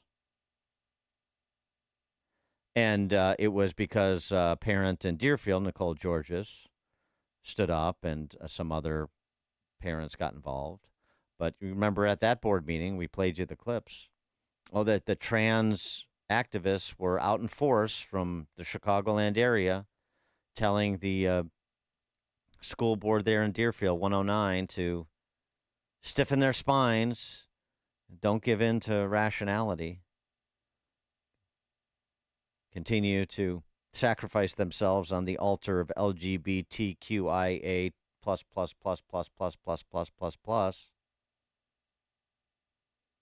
And the March 20th of this year, the U.S. Department of Education's Office for Civil Rights opened investigations into the Illinois Department of Education, the Chicago Public Schools, and the Deerfield Public Schools District 109 amid allegations these entities violated Title IX by requiring girls in the school to share their locker room with a boy. Well, that's the same thing happening in District 211. Everybody's on notice. They don't care, you see. 312-642-5600, turnkey.pro, answer line and text line. George in Elk Grove Village. Good morning. I just wanted to point out something for people who don't know or might not know that the women's volleyball net is actually 6 inches shorter in height than a man's net. So, when I played volleyball, a 6'4" guy has a definite advantage over, say, a 6-foot guy. You can't imagine the advantage that this guy is going to have over high school age girls. Yeah, thanks for the call, George. Yeah, he's 6'4" as a freshman. I mean, what is the average freshman girl's height? 5'4", 5'6"? I mean, he is going to come down, even if he's. I'm getting into the details here, but it's just obvious. Even if he's sort of uncoordinated. In fact, it's probably more dangerous if he is uncoordinated. It's no background in volleyball. Just the power that he's going to generate alone, if and when he connects to spike a ball. I mean, what happened to Peyton McNabb could pale in comparison to the damage he could do. But of course, that's an important issue. But the fundamental issue is that question.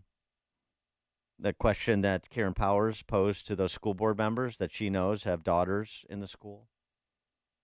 You're good with this? You would want your daughter to be front and center to this?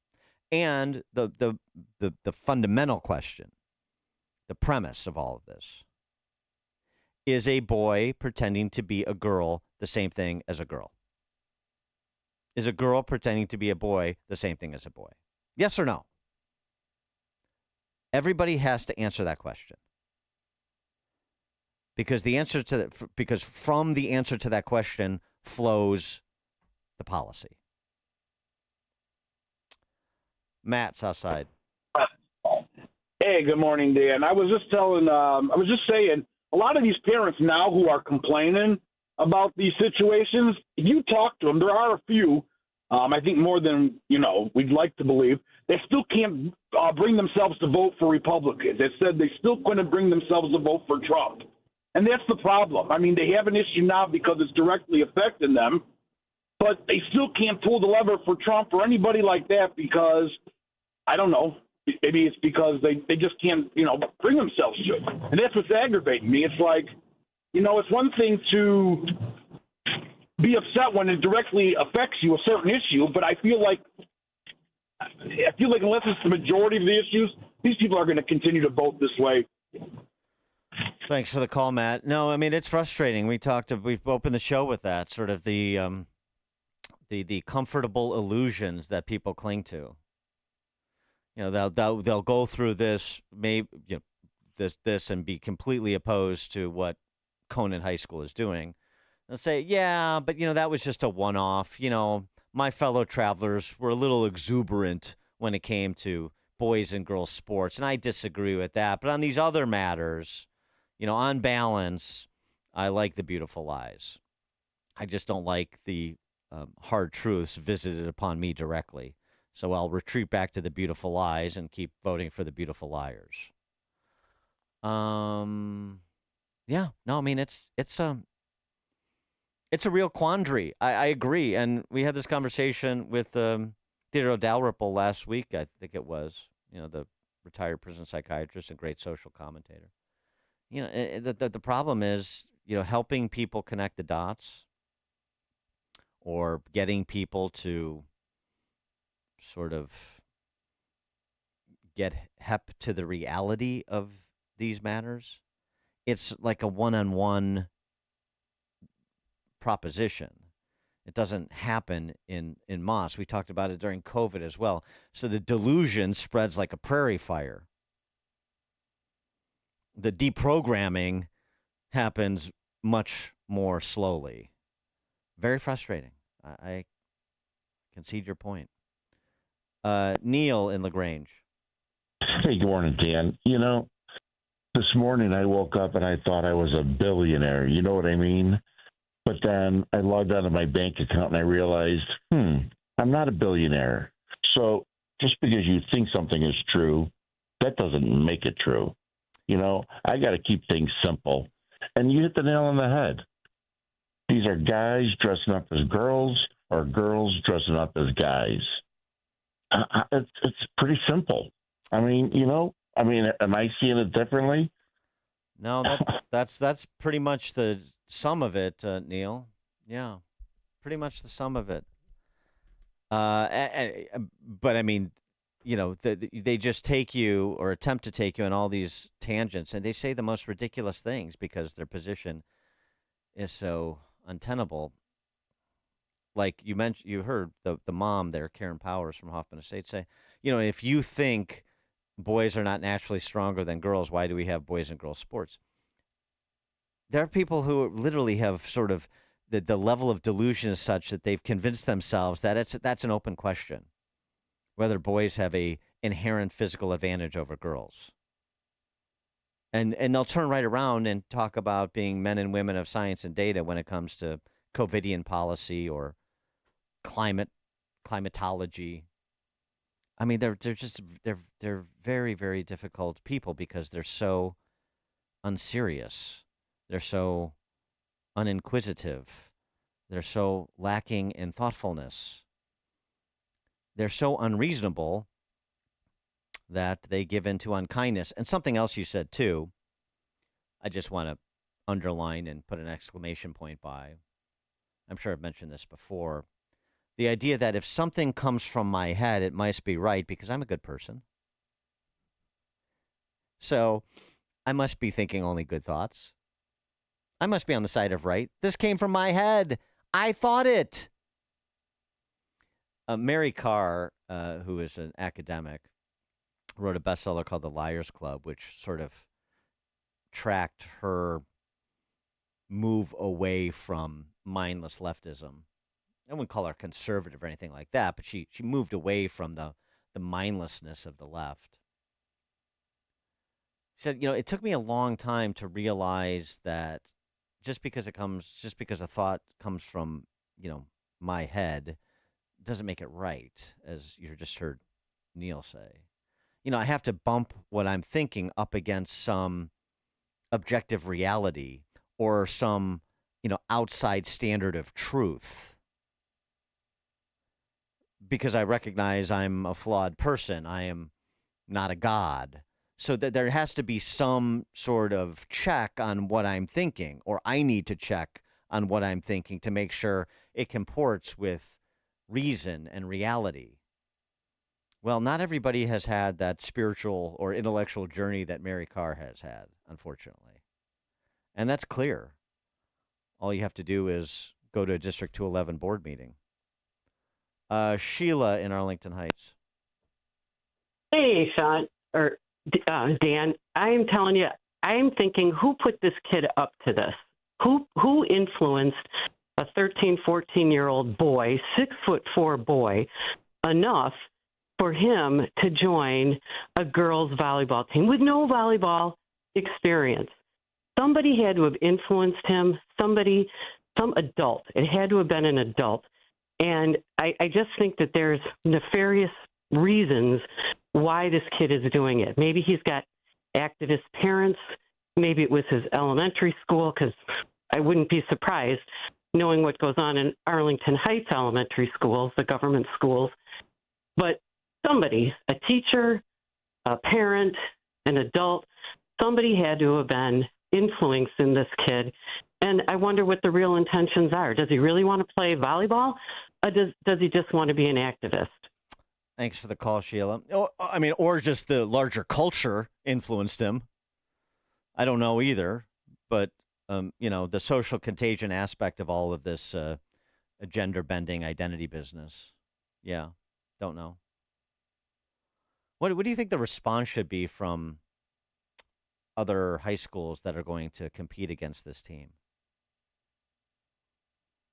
I don't know. If I was the coach going up against Conant's freshman girls team, you're want to make a point, like field an all boys team for your freshman girls team to compete against the Conant team, but then you can't you're putting the other girls that may be playing with this boy on Conant's team in jeopardy. So you can't do that. I don't know. I guess you just forfeit. You just don't participate. Now, I'm not going to be party to this fraud. I suppose that's one option. Tricia in Lowell, Indiana. Good morning, Dan. So Northwest Indiana just started a girls flag football team around the area. There's about 16 teams. What if all the football guys that couldn't hack it to make it on the team pretend to be girls and take over flag football for the girls? Just a question. Yeah, right. Well, I mean, you could do that with just about any sport, couldn't you? This is the point. You're the one of the many points here is you're disenfranchising girls from participating in sports. Like every one of those 40 some odd girls that were cut from the freshman volleyball team, he took a spot. Yeah. Ray on the north side. Hey, how are you, Dan? I was just calling because I have a 2-year-old and she constantly, right now she's calling herself a boy, but we correct her at home, tell her, you're a girl, and it's been a couple of weeks now. But it's like if you validate that as a parent, you're a psycho. I mean, you have to correct that and let them make that decision when they're normal adults. If you validate that throughout their life, they're going to grow up confused, and they might turn out like this 13-year-old or 14-year-old that wants to play volleyball. It's like, I mean, come on, what are we doing here? Thank you, Ray. Text from 847. In terms of what influenced this boy to want to be on the girls' volleyball team, TikTok is the influencer and the pervs that love bomb this crap online. Like I said, the cultural zeitgeist here. Where do you find kids? On TikTok and online. Mm-hmm. Yeah. Mark Oaklawn. Yeah, thanks for taking my call. How are you? Good. It's really these people that believe all this stuff about being a boy and all that. It's really, you made a great point when you talked about there's no higher authority, that no 10 Commandments, no belief system. And the trouble is their belief system is the government, and they just double down on it. There's no leaders in our state that really have put their foot down and it's government versus your belief in God, and the government. It's the old cliche, misery loves company. They'll do anything for a vote, do anything. They don't care about the people. They'd rather see you dead. Thanks for the call, Mark. Well, in this case, it's government versus government, because the federal government is taking a very different posture than the state government. So it's more than just government. It's this underlying insidious ideology, identitarian ideology. It's it just causes brain rot. I don't know how else to say it. John in Elmhurst. Yeah, Dan, morning. Kind of curious where the parents are of this young man's teammates. Why aren't they standing up saying, my kid will not play? The coach had the morals and values to step down. Yeah. Why are the parents allowing their kids to stay on a squad or going to opposing team? Why aren't those parents standing up and going, no, my daughter can't make this game against this, and, go play travel ball or go IHSA. Thanks for the call, John. Will be interesting to watch how this plays out, both with response to, I guarantee you, the forthcoming response coming from the Department of Education's Office of Civil Rights. That will be visited upon 2/11. I'm sure they're prepared for it. But yeah, what happens in the community and in the school? Tim, Woodstock. Hey, good morning, Dan. Hey, the other day we were talking about, James Comey and others like to point out how mean we are.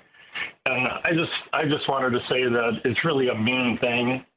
This is just another example of the meanness of leftist policies. It's a mean thing to send a 6'4" boy out to, smash the ball down into girls' faces. It's just mean on the face of it.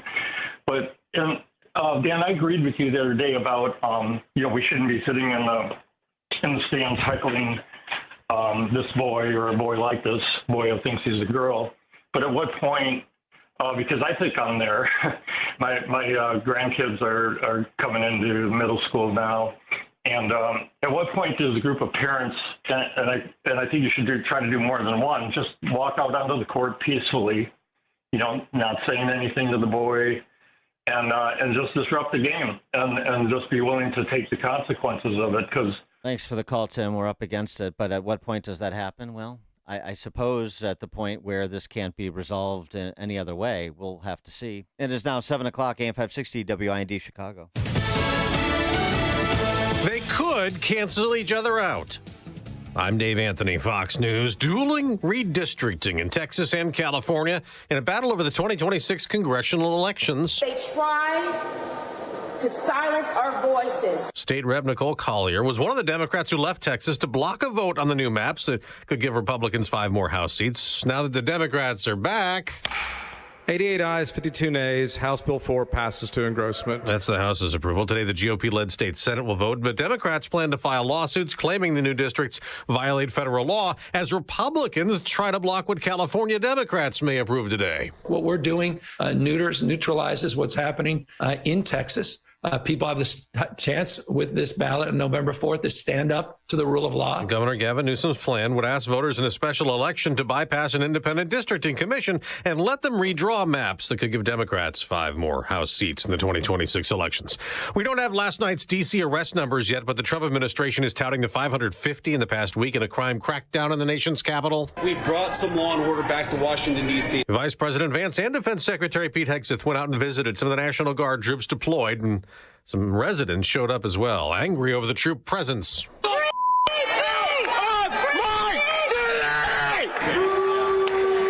And I think you hear these guys outside here screaming at us. Of course, these are a bunch of crazy protesters. Hurricane Aaron turning east away from the U.S., but it is whipping up the surf and making it windy in North Carolina's Outer Banks. Fox Weather's Mike Seidel on a Kitty Hawk beach. The waves breaking out here are 10 to 15 footers, but they're breaking well beyond the pier. One thing that's staying offshore, as we thought might happen, is the rain. We might not get any rain out of this hurricane, and once again, inland, it's a non-story. But on the beaches, we're concerned about beach erosion, the rip current. Beaches are closed to swimmers, Florida to Massachusetts. America's listening to Fox News. Good morning. It's 70 degrees in Chicago in the AM 560 The Answer newsroom. I'm Nikki Whaley. Work is underway on the new Allied Health and Nursing Center at South Suburban College. Governor Pritzker and other officials took part in a groundbreaking yesterday at the college. From the brand new state-of-the-art classrooms that we're going to have here, to the advanced simulation labs, to the collaborative learning spaces, well, this is now the gold standard in healthcare education.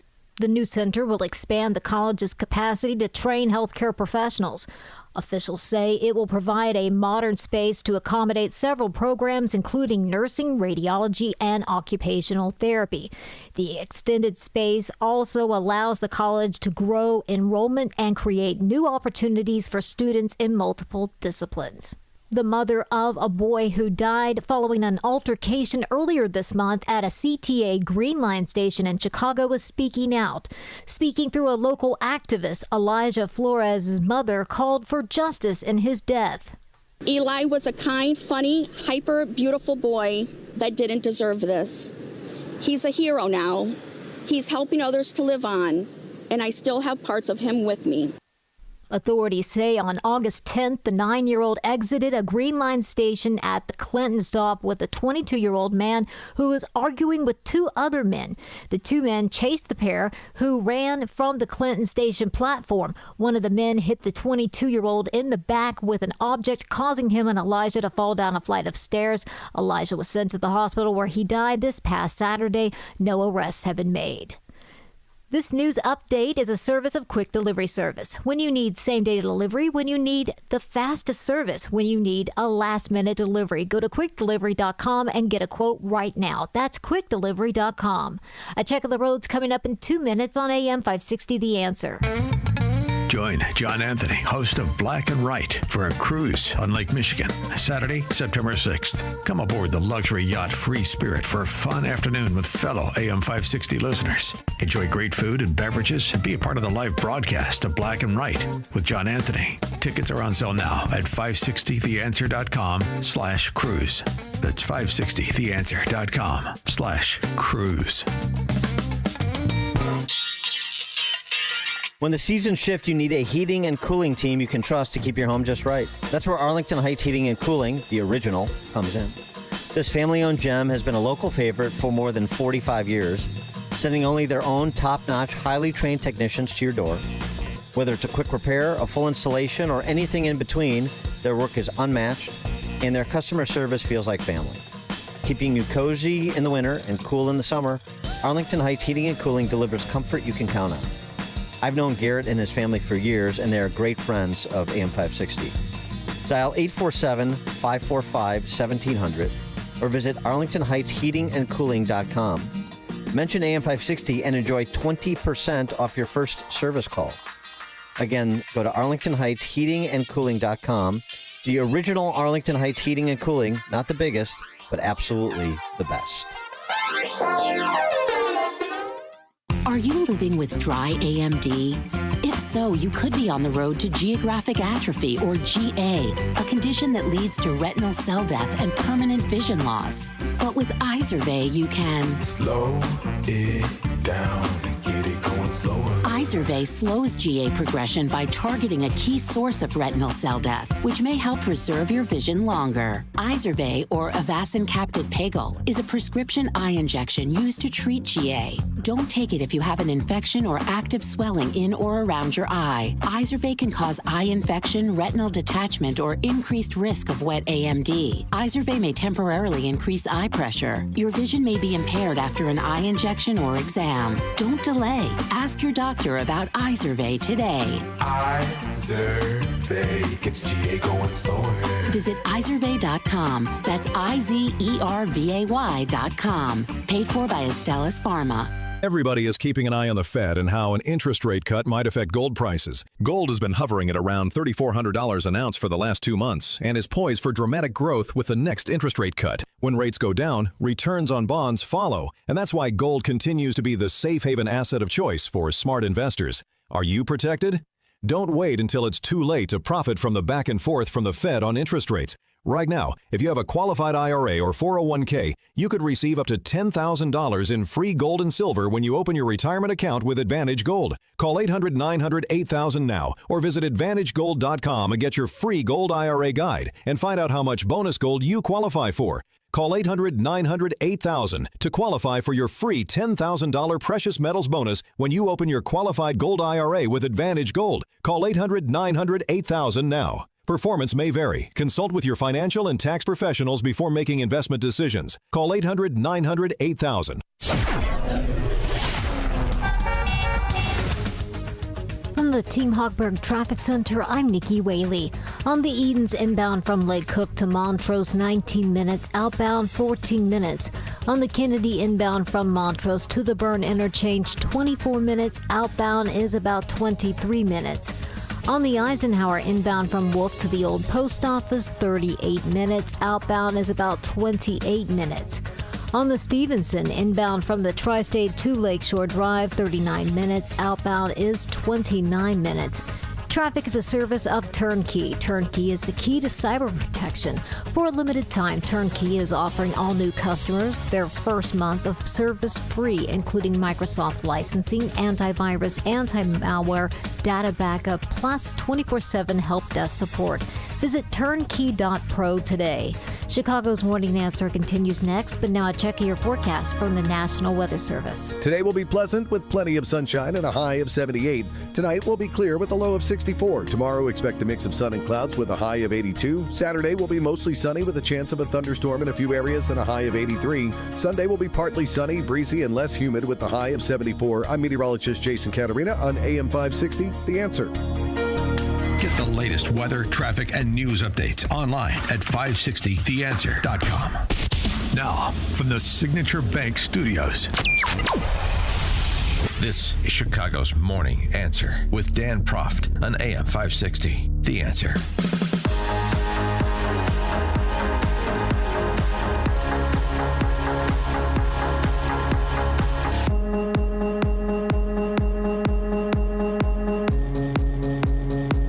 Top of the morning, Dan Proft here. I mean, the big story, as we discussed a bit earlier in the program, big story today is the 4.5 million voter swing toward the GOP in the last 4 years, according to data tracking by the New York Times. So these are results adverse to interests here. Of the 30 states that track voter registration by political party, Democrats lost ground to Republicans in every single one of those 30 the last 4 years between 20 and 24. The 4-year swing adds up to 4.5 million voters on the Republican side. Dems lost 2.1. Republicans gained 2.4. Some quick back of the envelope math, that's 4.5. That's a big move. And I think some in the punditocracy on the left are getting a bit jumpy about it, particularly as they look into the abyss of their 2028 prospective aspirants for the party's nomination. They're not loving what they're seeing from the likes of Gavin Newsom. Listen to Morning Joe. The Democrats are trying to find their footing, and it's quite embarrassing, actually. I mean, Gavin Newsom, have you seen what he's doing online? And say, just take a deep breath. Yep. Don't try to turn the ship 180 degrees and they don't know what to do. I have a good idea. Instead of trying to school Donald Trump, talk into the camera about affordability. Talk about making groceries more affordable. Talk about what you're going to do for housing. Talk about what you're doing. Yeah, although, with due respect, irony abounds. The only worse rebranding job than Gavin Newsom's efforts, maybe outside of Cracker Barrel, is MSNBC's this week. So, I don't know if I take marketing advice from Morning Joe, but this is something that is, it's... Bill Maher has done a lot of this. Now you're hearing from Morning Joe finally. Now you're hearing from Fredo Cuomo. He's a little fed up as well because, ultimately what they want is the left to be better at their job so that they're ascendant again and in power. They're not really concerned.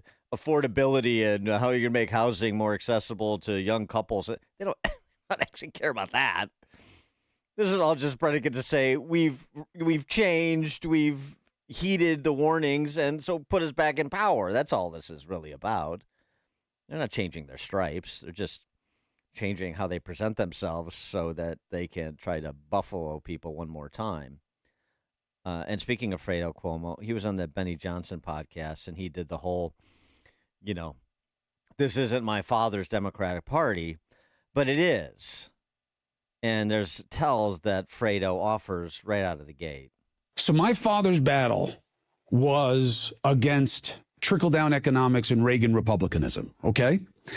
The Democratic Party that he fought for And the Republican Party that he fought against, neither exists anymore.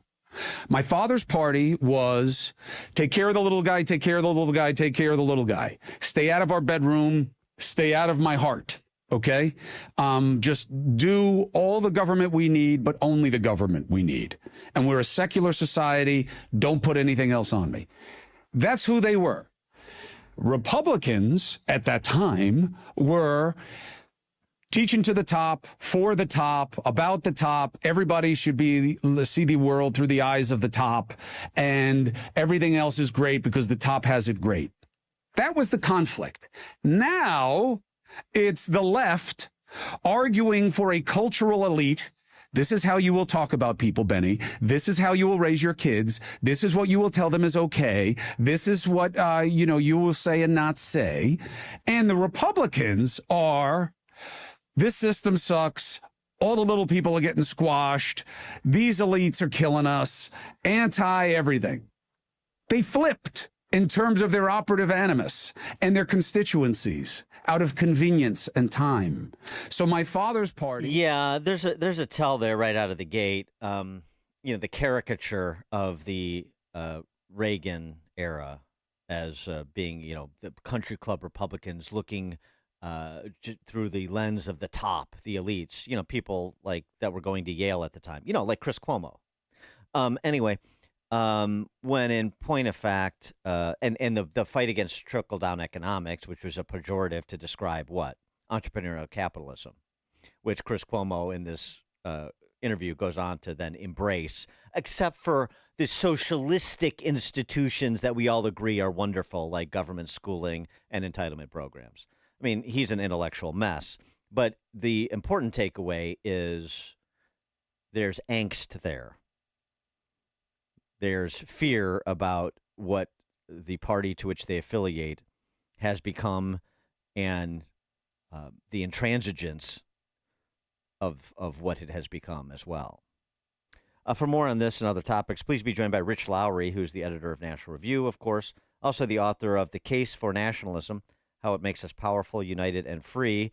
Rich, thanks for joining us. Appreciate it. Hey, of course. Thanks for having me. So I just wanted to get your take on this because it's always interesting to see, political and philosophical opponents go through these machinations when they feel like they're,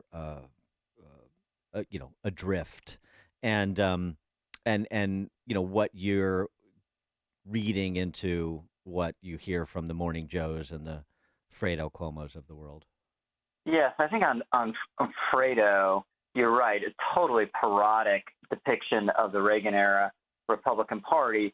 But if you say it was a different party, a different Democratic Party, then you're right. And the main thing that was different, not necessarily the economics, although they've gone left on that too, but the cultural insanity wasn't there, right? Mario Cuomo is out on a limb because he was saying we should, it's okay for Catholics to be pro-choice, right? Yeah, right. That's widely accepted now. He wasn't saying, guys should compete against girls and women's sports, right? He wasn't saying we should discriminate against white males and all realms of our national life, right? And this is what Scarborough misses. Of course, Democrats should offer positive solutions as they envision them on various issues. But what they have to do is moderate on a few key cultural issues to demonstrate to people they get it, right? They need to say, you know what?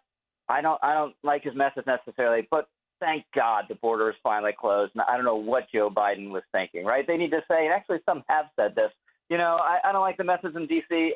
either, but cracking down on crime, yeah, it's no one should feel unsafe in that city. While there are federal resources there, let's make the most of them. Kind of Muriel Bowser sort of saying that. And then they need a really compelling, charismatic, distinctive kind of new sort of figure in 2028. So that's a lot they need to fix, and maybe they just need to lose again before they really feel motivated to fix it, like they did in the 80s until they lost 3 times to Reagan in effect, since HW was the successor, and then Bill Clinton came around in 92 and did in that era, in that context, a lot of what I'm just talking about right here. But, the problem they have, and I know hypocrisy is not a problem for them, but the problem they have in saying, what was Joe Biden thinking about open borders is that they were running interference for open borders. What were we thinking about to fund police when we were defunding police, or we were rationalizing it, or we were contextualizing it, or we were platforming Nicole Hannah-Jones to tell us that looting is not a crime, it's a symbolic taking for historic injustices. I mean, they were all in on all of that, in those moments. And now there's some political consequences to that they don't particularly like. So there's, sort of wringing their hands, but without any real direction, because they need sort of somebody to come in and figure out a way forward that alleviates everybody from having to be held to account. They're sort of like they're like collectively like Jake Tapper reporting on Biden's cognitive decline, right? I mean, that's what you're seeing here. They're completely twisted up. It was a bestseller. I think memories are short, and you can just say I changed. And some of the people who'll be running in 2028 haven't had a huge national profile to this point, so maybe they don't have an extensive record on that stuff. But it's okay to in American politics say, you know what, I get it now. Yeah. People are very forgiving of that. Yeah, but I mean, you can't say I get it the way that Gavin Newsom is doing it, because you have to actually be somewhat genuinely remorseful or feel like I got this one wrong and I'm charting a different course. That's not really what the vibe I'm getting from Gavin. Yeah, you don't have to be sincere, but you need to be within 100 miles of sincerity, at least. And that's not Gavin. Although I hate to say it, I think for his purposes, his idiotic social media posts are working, because he just wants to drive up followers, and then when it gets tiresome, I think it's already tiresome, but when it gets tiresome for even his own side 3 months from now, he can stop doing it, and then he's got 1 million more followers or whatever it is. Well, the other thing I mentioned earlier in the show too is I cynically I disagree with Morning Joe that what people are really waiting for is Gavin Newsom to talk about affordable housing. No, I mean in that party, if your eye is set on trying to position yourself among that primary electorate, then you're in a good place if you're just 24/7 decrying Trump as the boogeyman who's going to end democracy, because that's where the energy is in that party. Yeah, I don't think there's necessarily. I think you can do both of those things, but you can't moderate and play to the left-wing base. That's the choice, and this is why I think, going in the opposite direction of everything we've just been talking about, I think there's a real opening for AOC. If I were AOC, I'd be really tempted to get in the race, because she generates attention, she's charismatic, and she tells the base exactly what it wants to hear. So I would think that if she gets in, that she's going to be near the top of the polls almost instantly, would be my guess. Well, yeah, that would be a development. Boy, that would be.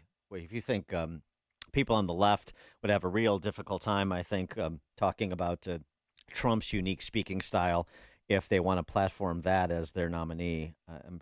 But I guess with what you're seeing in New York City, it stands to reason. New York City. Yeah, New York City is not the National Democratic Party, and the reason Biden won in 2020 is there a lot of relatively moderate African American voters in the South. So Mamdani wouldn't win a primary, I don't think, in Georgia, but AOC, I'm not saying she'd win the nomination, but I think she'd be a significant challenger.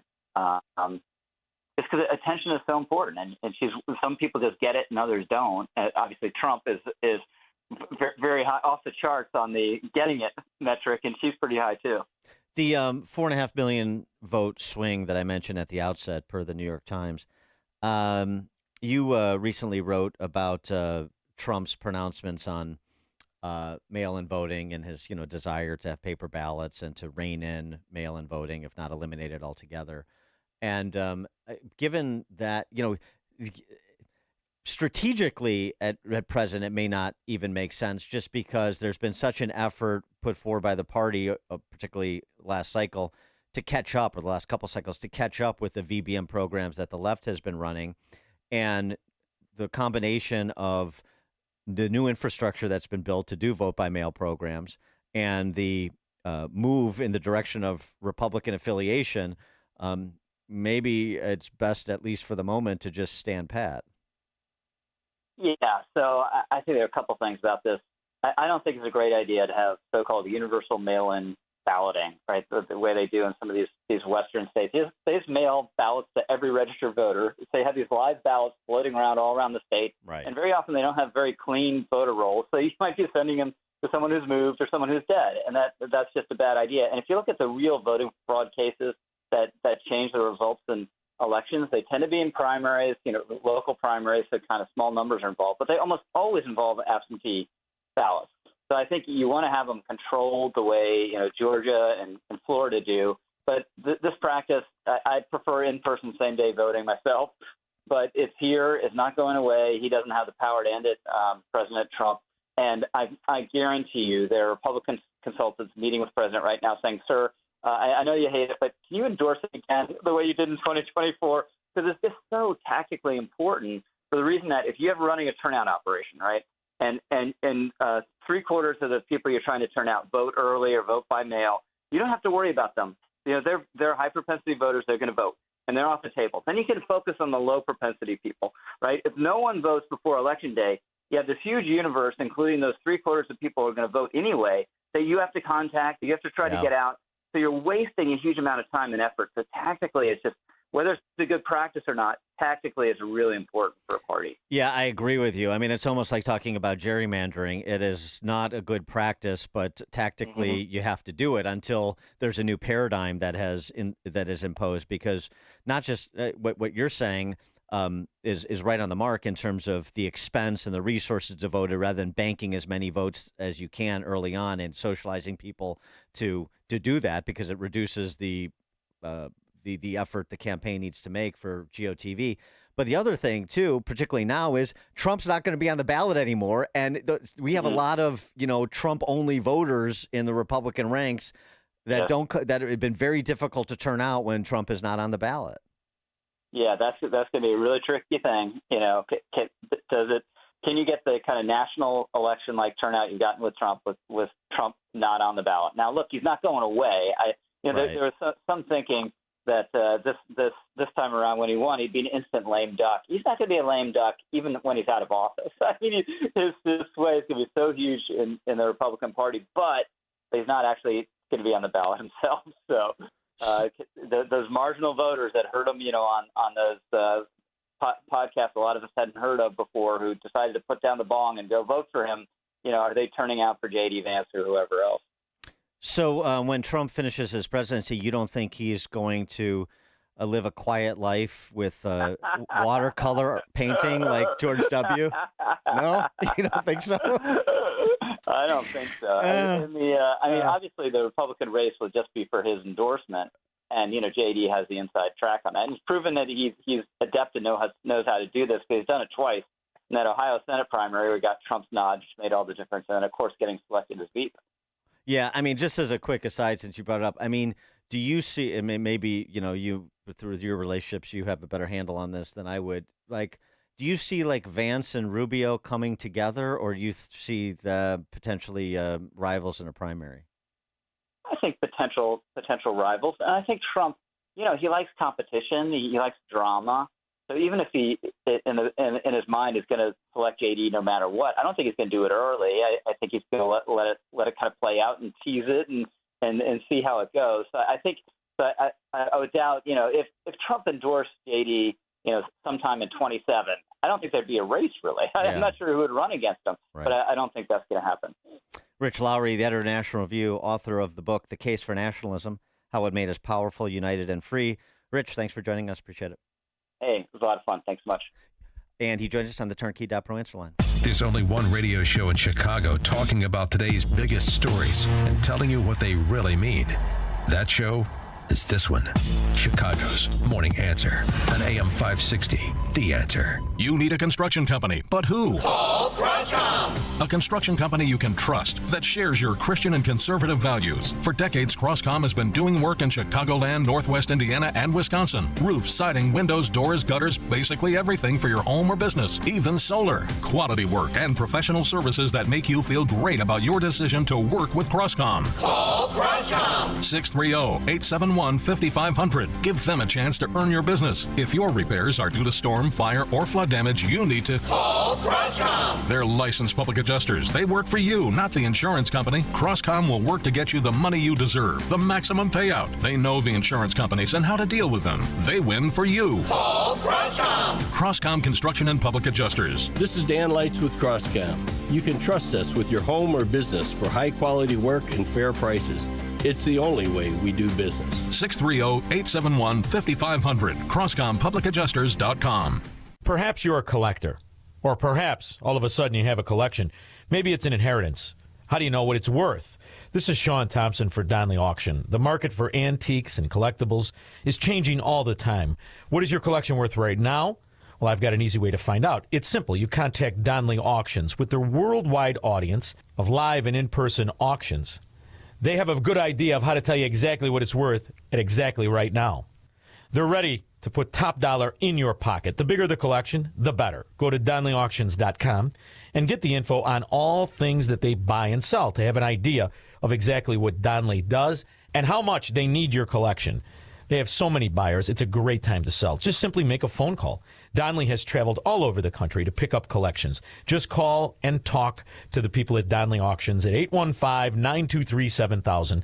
Donnelly Auctions is your trusted partner in turning your collections into cash. DonnellyAuctions.com. Are you living with dry AMD?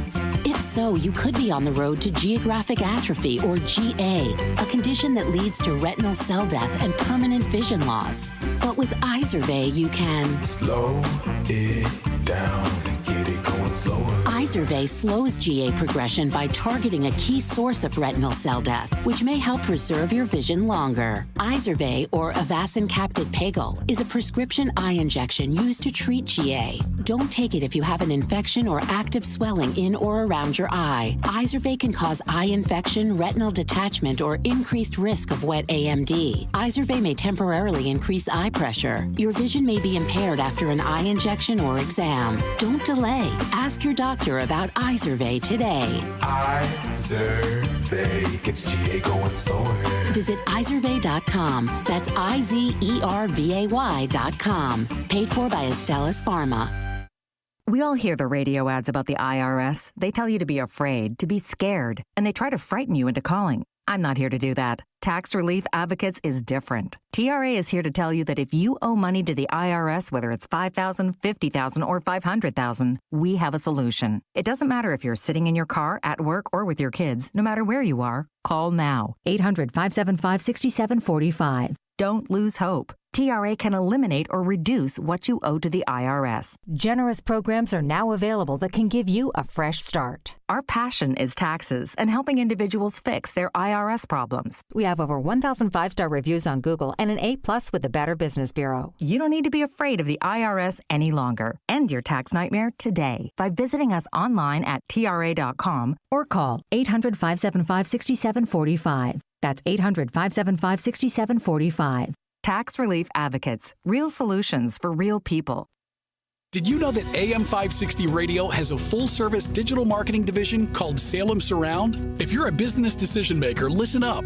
AM 560 listeners are everywhere your potential audience is. So are our incredible targeting capabilities. We localize digital marketing and put it within reach of every business, small and large, in Chicagoland and beyond. Salem Surround offers AI-powered marketing solutions that reach your ideal audience. Whether or not you tap into the proven live, local, and emotional connection that AM 560 Radio brings, Salem Surround offers a total marketing solution to our partners, all-in-one digital solutions that provide targeted local digital and social media ads, Google AdWords management, website services, video strategy, search optimization, and even a management dashboard to offer you total campaign updates and transparency. Your Salem Surround representative is located right here in Chicago. Experience the Salem Surround digital revolution today. Call 847-472-8951. That's 847-472-8951. AM 560, The Answer.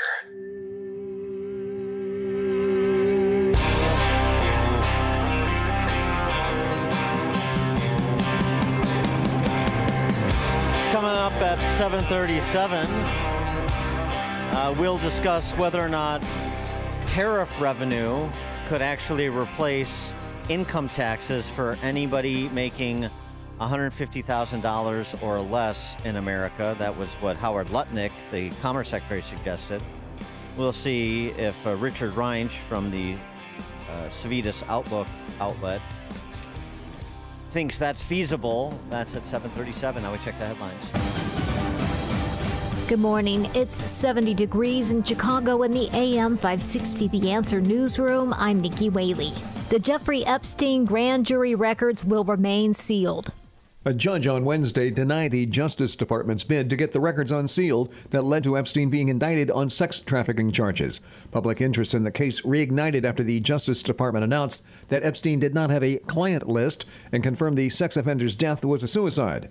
Evidence that was seen and heard by grand juries is not allowed to be released without approval from a judge. Last month, President Trump ordered Attorney General Pam Bondi to get court approval to release the grand jury material. I'm Mark Mayfield. Washington, D.C. residents are overwhelmingly opposing President Trump's police takeover. The Washington Post released a survey on Wednesday showing 69% of participants strongly oppose the decision, another 10% somewhat oppose, and 9% strongly oppose. Trump has deployed hundreds of National Guard troops to assist in street patrols. The president has pointed to violent crime and carjackings as the reason for the takeover. There have actually been folks in the police that have come out and said that the numbers have been tampered with, the crime numbers, that in fact crime is higher than what the mayor had been saying. News is a service of AlmostFreeTeeth.com. Have you been getting high quotes for dental implants? With medical PPO insurance, it's possible to save 90% off on average. See if you qualify today at AlmostFreeTeeth.com, making smiles great again. A check of the roads coming up in 2 minutes on AM 560 The Answer. Town Hall News, where conservative voices cut through the noise from breaking headlines to fearless opinion. We report what matters without apology. Written by people who actually believe what you believe. Town Hall tells the stories the corporate press buries, from President Trump to Capitol Hill, from pivotal elections to your everyday lives. Join the movement at townhall.com. Real stories, real reporters, real conservative media. Experience a luxurious summer when you visit Trump International Hotel and Towers, Chicago, a Forbes Travel Guide 5-star hotel. Take in stunning views of the Chicago skyline from the heart of the city, steps away from the iconic Magnificent Mile and the revitalized Riverwalk. Treat yourself to exquisite dining at Terrace 16 Restaurant and Rebar Lounge, overlooking the Chicago River and Lake Michigan. Catch the Navy Pier fireworks display from Terrace 16's patio on Wednesdays and Saturdays all summer long. Relax in immaculately designed suites that offer the utmost level of comfort. Refresh in the state-of-the-art spa featuring a 75-foot swimming pool, steam and sauna rooms, relaxation lounge, and more. The Trump Hotel Chicago offers sophistication and elegance to downtown Chicago and is a convenient travel destination for your summer getaway. Simply visit Trump Chicago online to make your reservations today and search offers to find the never settle summer stay. Book today. Chicago businesses, you can't afford to be down. You don't have time to wait for IT support. You need one company that does IT well and does it right.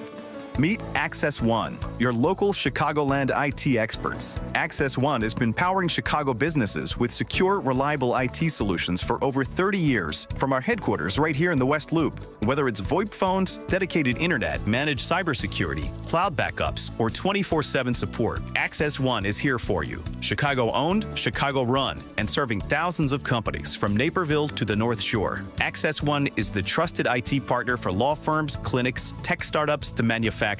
Rated top 5% in customer satisfaction and a Better Business Bureau A+ rated business. Access One is your one vendor for everything tech. Let's talk. Call 800-804-8333 or visit accessoneInc.com. That's accessoneInc.com. Tech made personal, locally. It's more than a backyard. It's a place where lazy afternoons turn into lively evenings, and simple moments become lifelong memories. Right at the center of it all, your deck. The stage for your best moments in everyday magic. But the outdoors can be tough on wood. Fading colors, weathered boards, and hidden damage creeping in. That's why homeowners across Chicagoland trust Deck Tech. For over 35 years, they've specialized in cleaning, restoring, and protecting decks, keeping them strong, stunning, and ready for every season. Deck Tech now offers 0% financing options for 21 months. Give that special someone the break they deserve with a Deck Tech gift card. Call 800-956-DECK today or visit restoreyourdeck.com. Deck Tech, helping Chicagoland homeowners enjoy the great outdoors for over 35 years. Enjoy your deck all season long with Deck Tech, the clean and seal professionals. 1-800-956-DECK. Call Deck Tech.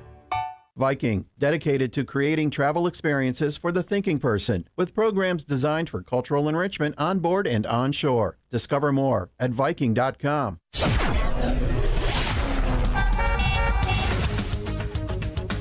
From the Team Hogberg Traffic Center, I'm Nikki Whaley. On the Edens inbound from Lake Cook to Montrose, 19 minutes. Outbound, 14 minutes. On the Kennedy inbound from Montrose to the Burn Interchange, 24 minutes. Outbound is about 23 minutes. On the Eisenhower inbound from Wolf to the Old Post Office, 38 minutes. Outbound is about 28 minutes. On the Stevenson inbound from the Tri-State to Lakeshore Drive, 39 minutes. Outbound is 29 minutes.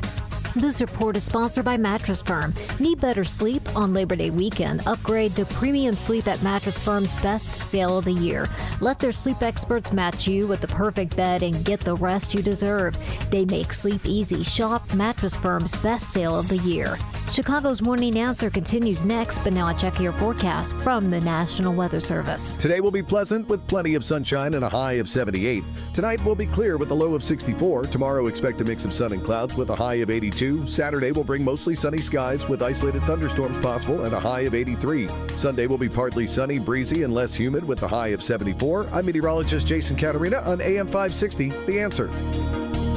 Get the latest weather, traffic, and news updates online at 560theanswer.com. Now, from the Signature Bank Studios. Only the biggest stories, only the biggest guests, and only the biggest opinions. This is AM 560, The Answer. Top of the morning, Dan Proft here. So, this morning, the White House announced the framework agreement with the European Union on trade, and it tracks with what Trump announced in his meetings with EU officials. So most EU exports, pharmaceuticals, semiconductors, lumber, will be taxed at 15%.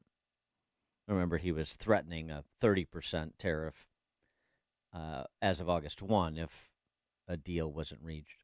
The EU also agreed to ensure an investment of $600 billion from its companies into the U.S. and to purchase at least $750 billion worth of U.S. energy. Okay. So that will certainly open up the European market to American industries, and that's a positive thing. More foreign direct investment. We'll see if those numbers, the energy number and the direct foreign investment number, are met, but there are markers put down. And generate tax revenue for the Treasury, if that's something you're excited about. But the flip side is, well, you know, the tariffs and all this tariff revenue that Trump and Lutnick and Bestgen keep talking about. I mean, can you really do something with the tariff revenue that's being generated when the average effective U.S. tariff rate has surged to just under 19%, which is its highest level since 1933? So that's generating all this revenue because everybody wants to have access to the American market. And so Howard Lutnick, the Commerce Secretary, has suggested things are going so well that we could potentially eliminate the income tax for every American making $150,000 or less. But is that realistic? And by the way, you may need to because of the prices you're going to be paying. A interesting study, and it's just a model, it's a projection.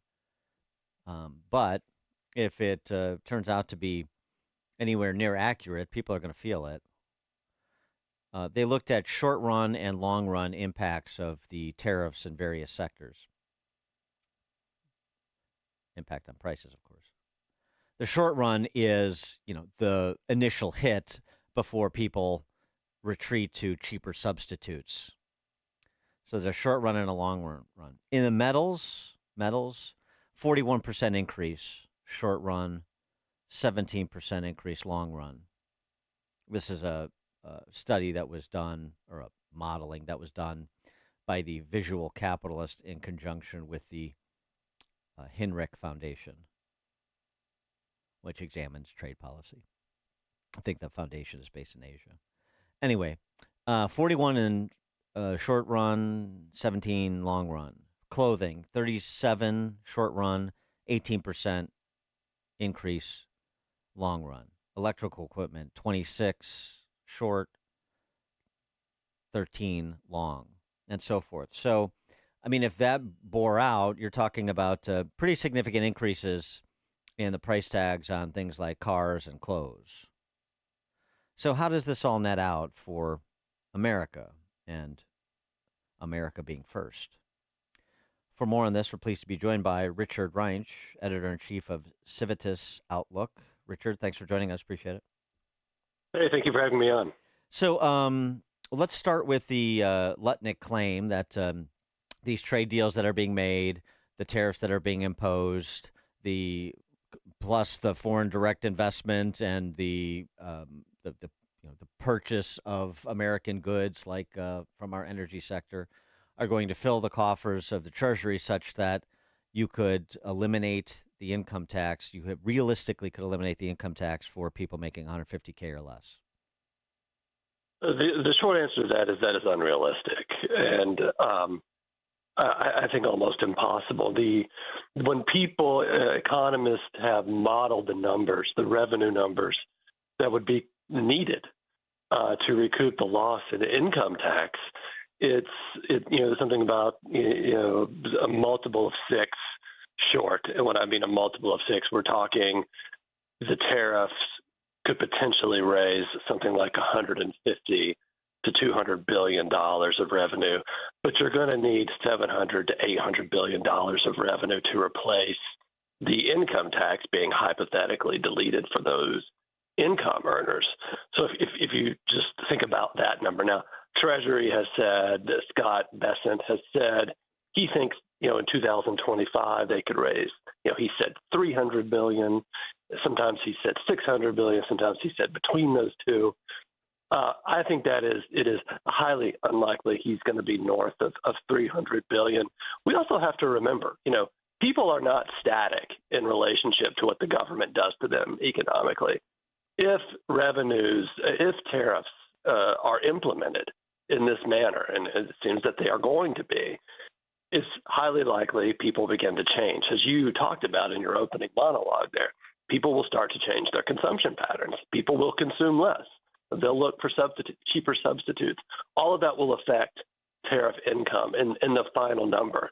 So I think what we're talking about here is a way for the administration to try to redirect tax increases on American companies and consumers that are going to be highly damaging in the long run. Now, we haven't seen that it show up in the way in which a lot of people feared, but there are a lot of reasons for that. One thing to keep in mind, we got a inflationary producer price index number 2 weeks ago.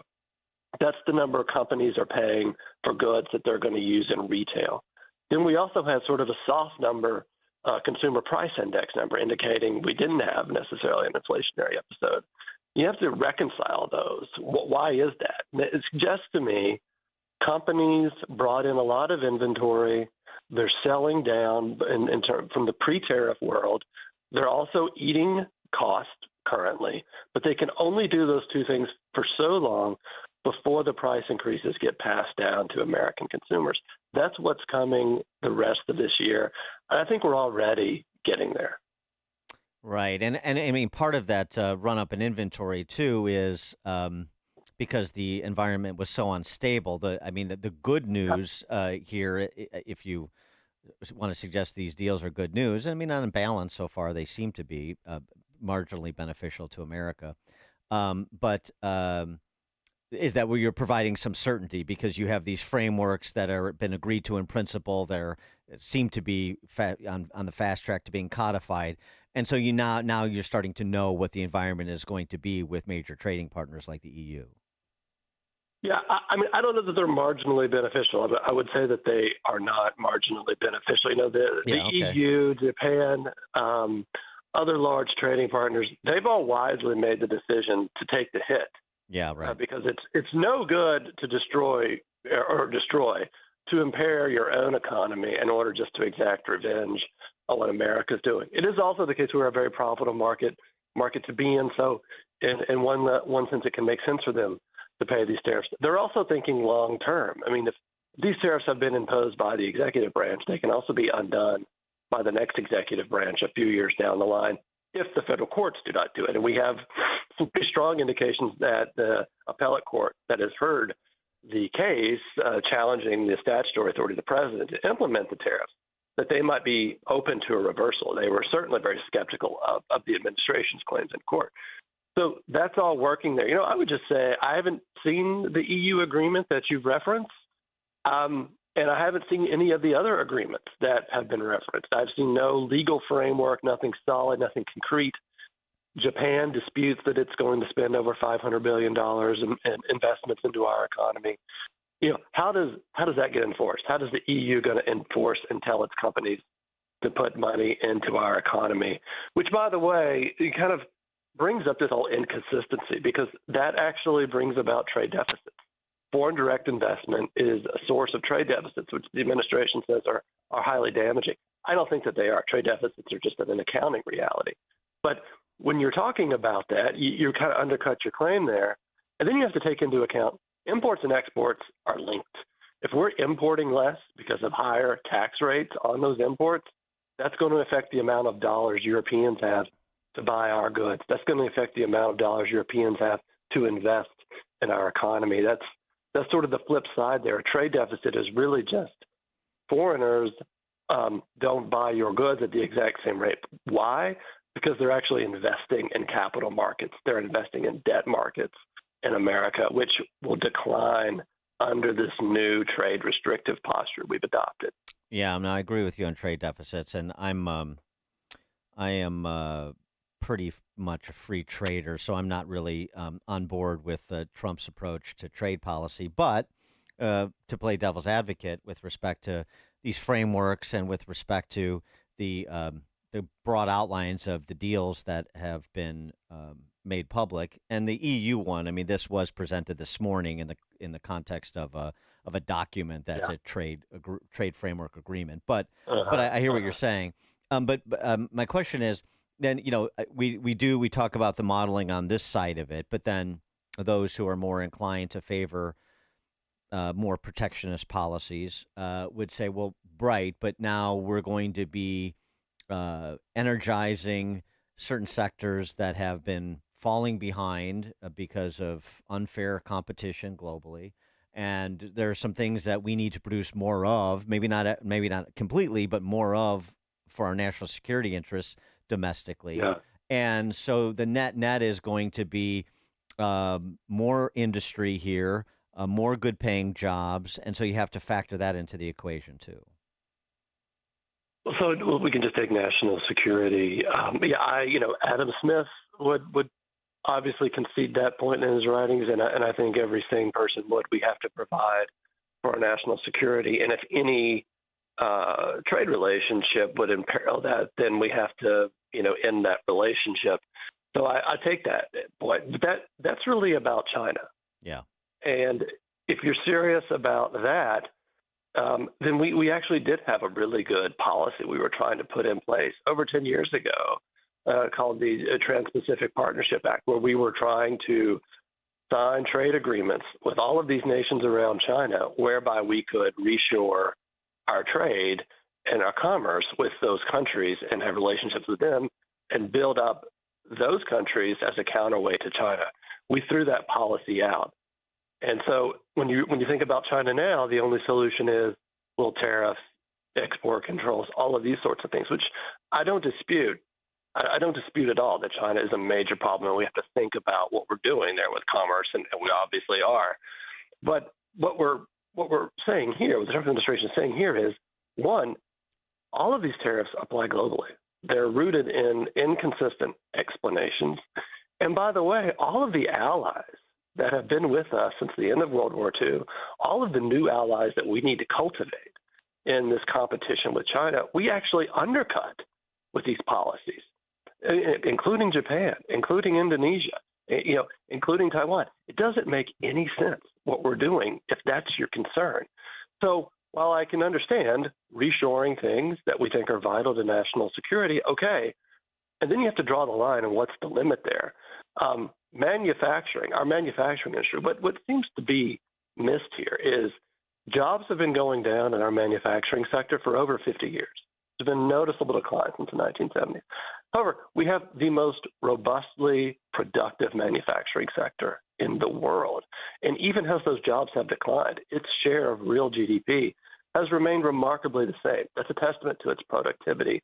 And the fact that we can do the same, even more, with fewer people. That's capitalism. That's a good thing. So the whole claim here about manufacturing is really false, and it ignores sort of great competitive efficiency realities of our manufacturing sector. And the type of manufacturing sector we have, which is computerized, highly specialized and skilled, and by the way, has over 400,000 jobs open as we speak. Yeah, right. So how many more jobs do we need the government to create through these types of policies? I'll take a pass on that. I'm someone who thinks that let the private sector be the private sector and let the government's objectives be few, clear and defined, and in the interest of our country as a whole. Yeah, interestingly, too, just sort of a point of order, the number of jobs in the manufacturing sector in China has declined significantly, too, over the last 15 years. And that's, to the extent you can believe data coming out of China, but it's the same sort of technological innovation and productivity enhancement kind of dynamic that we see here. That's right. And, that's happened in countries in Europe that have had, the so-called industrial policy where they have promoted their industrial sector, promoted its exports as a key to their prosperity. Germany, France, all of these types of countries have seen their manufacturing sector in terms of jobs decline. That is the way of the last several decades. And it's also about consumers. As we grow wealthier, there's only so many washers and dryers you need. You can only drive so many cars, buy so many types of those products. As people get wealthier, they look to services, and that's true in our economy. We are a service sector economy, and in terms of trade surplus and trade deficits, we have a trade surplus in services. That's where our strength is. So when Trump says we've been getting ripped off by, not to separate China, we've been getting ripped off by all our allies, because he said that about the EU and all these other countries, like, you say what? Well, first of all, no one's ripping us off. If we just think about trade as a win-win proposition that people don't engage in if they're set to lose, when they buy our goods or we buy their goods, that's a win. And this sort of claim of being a loser is, well, they don't turn around and buy a commensurate amount of our goods. But that's because we're the world's reserve currency. That's because our capital markets are the most attractive markets to invest in the world. And they take the American dollars they've received and they put them there. The other side of this is the BMW plants in Alabama, the Mercedes plants in South Carolina. All of this sorts of investment, it comes back and fuels American jobs. So that claim also doesn't take into account, trade between two nations rarely balances, right? Because nations are very different, and with their skills and services and resources they have to offer one another, but they have the right thing to offer each other. But they're also in relationships with other countries, multilateral trade. So there is a deficiency between two countries. There's also trade with another country, which is going to, usually pick up that slack. That's also a reason why, bilateral trade deals within a global framework don't make a lot of sense for nations to lock themselves into. You want to be able to trade with everyone and not necessarily at a disadvantage because of an agreement you've signed with country A. And that's kind of what the Trump administration is asking now all these countries to do. So it doesn't make sense for them. It's also why a lot of us who are followers are kind of skeptical when we see all these agreements rolled out. Usually it takes a very long time to come to these types of agreements, and they're very specific and particular, and not just, oh, well, here it is. So that would be the response. Capital coming into our country for capital purposes, they buy our debt. That's not their problem. That's a we problem because we spend too much money and save not enough. But they're helping us out in that regard, and they're also fueling our capital markets. So these are positive things, but they're now imperiled. Richard Reinsch is the editor-in-chief of Civitas Outlook, that is. Richard Reinsch, thanks so much for joining us. Appreciate it. Hey, thank you. Thank you so much. And you joined us on the Turnkey.pro answer line. This is the morning show more Chicago radio listeners are choosing. This is Chicago's Morning Answer on AM 560. The Answer. Gain insight into building strong marriages and raising godly children with Focus on the Family with Jim Daly each weekday at 11:30 a.m. on our sister station, AM 1160. Hope for your life.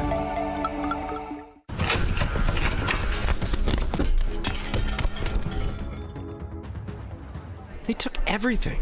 Our equipment, our supplies, it's all gone. It's devastating. Every order is going to be delayed for months, and our customers are going to find someone else. I don't know if we'll ever recover from this. We're already getting calls from clients checking on their orders. Who knows how long it will take to get back on our feet? What were we thinking not upgrading our security?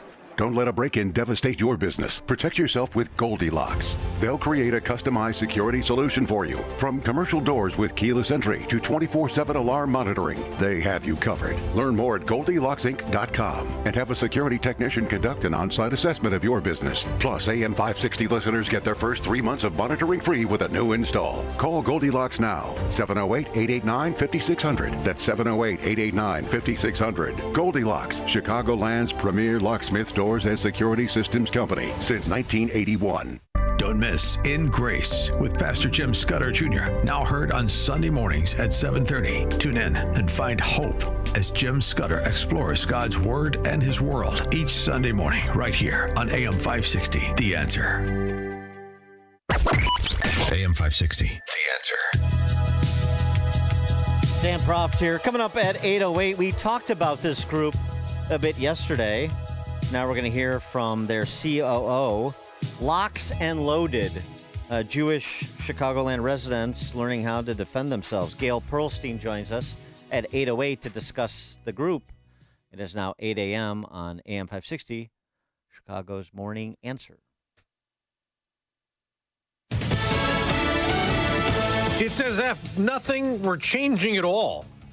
I'm Dave Anthony, Fox News. That's Ukraine President Volodymyr Zelensky's reaction to another Russian barrage overnight. More than 500 drones, dozens of missiles launched into Ukraine as Russia warns against security guarantees the U.S. and Europe are working on as part of any possible peace agreement. Fox's Peter Ducey's at the White House. Over the last couple of days, our heads were spinning. We had Putin in the U.S., Zelensky in the U.S., all these European leaders in the U.S., all to talk about the end of the war in Ukraine. It felt like there was a lot of momentum to get this done really, really quickly, but that momentum appears to have slowed down, although that is something the vice president says won't be the case for long. You know, we shouldn't say that they can't sit down until you've figured out every little detail. Sometimes them sitting down is what facilitates figuring out those details. That was Vice President Vance on Fox after he went out and visited some National Guard troops out patrolling Washington in a D.C. crime crackdown that some residents are angry about. The vice president called them crazy protesters. We want our people to be able to enjoy our beautiful cities. The Trump administration says in the last week there have been 550 arrests, though city leaders keep insisting that the D.C. was already safer, with police statistics that President Trump calls fake showing violent crime down this year and last year. The Texas State Senate may join the House today, approving a congressional redistricting Democrats left the state for 2 weeks to block. This part of the fight is over. But it is merely the first chapter. Democratic State Rep Gene Wu says they'll file lawsuits to block the new maps that could give Republicans 5 more House seats in next year's elections. Now, the California legislature may approve today a plan to counter that. It would set up a special election in November for voters to approve new maps that could give Democrats 5 more House seats there. Hurricane Aaron still way offshore, moving away from the U.S., whipping up the surf along the East Coast where beaches are closed for swimmers, Florida to Massachusetts. America's listening to Fox News. WIND, Chicago. Good morning. It's 71 degrees in Chicago in the AM 560 The Answer newsroom. I'm Nikki Whaley. Governor Pritzker says the state doesn't have the funds to bail out Chicago public schools. The governor says they don't have the resources to fill a $734 million CPS budget deficit this year. What CTU and the mayor are talking about, which is, providing another $1 billion or $1.6 billion for Chicago public schools, that's just not going to happen. And it's not because we shouldn't. We should. We should try to find the money, but we don't have those resources today. His comments come after Mayor Johnson and the Chicago Teachers Union have made claims that the state can provide the district $1.6 billion in additional funding. The Chicago Board of Education has to vote on a budget that closes the gap by August 28th. The mother of the boy who died following an altercation earlier this month at a CTA Green Line station in Chicago is speaking out. Speaking through a local activist, Elijah Flores' mother called for justice in his death. Authorities say on August 10th, the 9-year-old exited a Green Line train at the Clinton stop with a 22-year-old man who was arguing with two other men. The two men chased the pair who ran from the Clinton station platform. One of the men hit the 22-year-old in the back with an object, causing him and Elijah to fall down a flight of stairs. Elijah was sent to the hospital where he died this past Saturday. No one has been arrested. The Illinois Department of Transportation is hiring snowplow drivers. IDOT wants to fill temporary full-time and hourly on-call positions. The pay is more than $6,000 a month for the full-time job, and the hourly rate is nearly $30 an hour. News is a service of AlmostFreeTeeth.com. Have you been getting high quotes for dental implants? With medical PPO insurance, it's possible to save 90% off on average. See if you qualify today at AlmostFreeTeeth.com, making smiles great again. A check of the roads coming up in 2 minutes, but now time for the Signature Bank Business Beat. I'm Charles Payne, and this is the Fox Business Report. The U.S. and European Union have announced a new trade agreement, which includes 15% tariffs on most things coming to the U.S. Walmart is reporting a mixed quarter. The stock's down 3%. Earnings were disappointing. Revenue was better than expected. And Walmart is raising expectations for the year, even though it's reporting an impact from tariffs. It's seeing shoppers come to Walmart for grocery discounts and fast shipping. It also announced a stock buyback. Johnson & Johnson is planning a factory in North Carolina. It will invest $2 billion to build out a facility in Holly Springs, North Carolina over the next 10 years. It's expanding U.S. manufacturing to avoid tariffs. And Reuters says layoffs are expected at Novo Nordisk, the Danish company that makes weight loss drug Wegovy. That's your Fox Business Report. I'm Ginny Coselda. Invested in you. Catch more money with leading economist Steve Moore. I'm excited about America. I think things are going really well. I think we've turned a corner here. I think Biden economics is well behind us now. This is a miracle what's going on here. If anything, it's better than I thought it would be. So many good things happening in the economy. Low inflation, low unemployment rate, consumer confidence up, business confidence up. All of the indicators are pointing north right now. It's More Money, Saturday at 3 on AM 560. The Answer.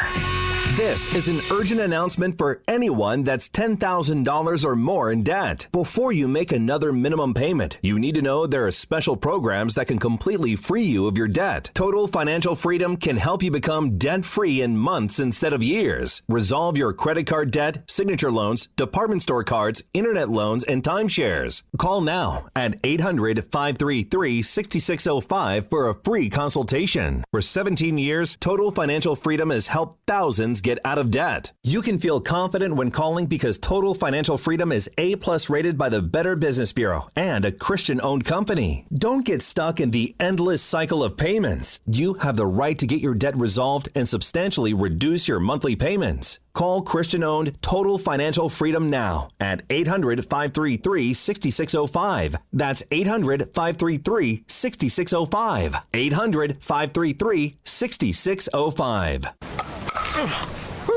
That shot was money, Lisa. Hey, speaking of, did you ever figure out what to do with your parents' old coin collection? Not yet. I need a reputable dealer to appraise them. I have no clue what they're worth. I just finished working on my dad's estate collections. I took it all to Fox Valley Coins. Their customer service was the best. Plus, they're super honest and reputable, but most importantly, experienced. They'll give you the best prices. Really? They handle estate collections? Absolutely. Buying, selling, appraising, they do it all. It was quick and simple, and we maintained our privacy. Fox Valley Coins made the whole process easy. That's exactly what I need. Are they local? Right in Naperville. They have an easy website to remember. FoxValleyCoins.com. Perfect. Now let's see if you can return this shot. Whether buying or selling or just want valuation, Fox Valley Coins is your trusted gold and silver dealer. Visit Fox Valley Coins, 1 light north of I-88 on Route 59 at the Naperville-Warrenville border. FoxValleyCoins.com. Family-owned integrity since 1981. Are you living with dry AMD? If so, you could be on the road to geographic atrophy, or GA, a condition that leads to retinal cell death and permanent vision loss.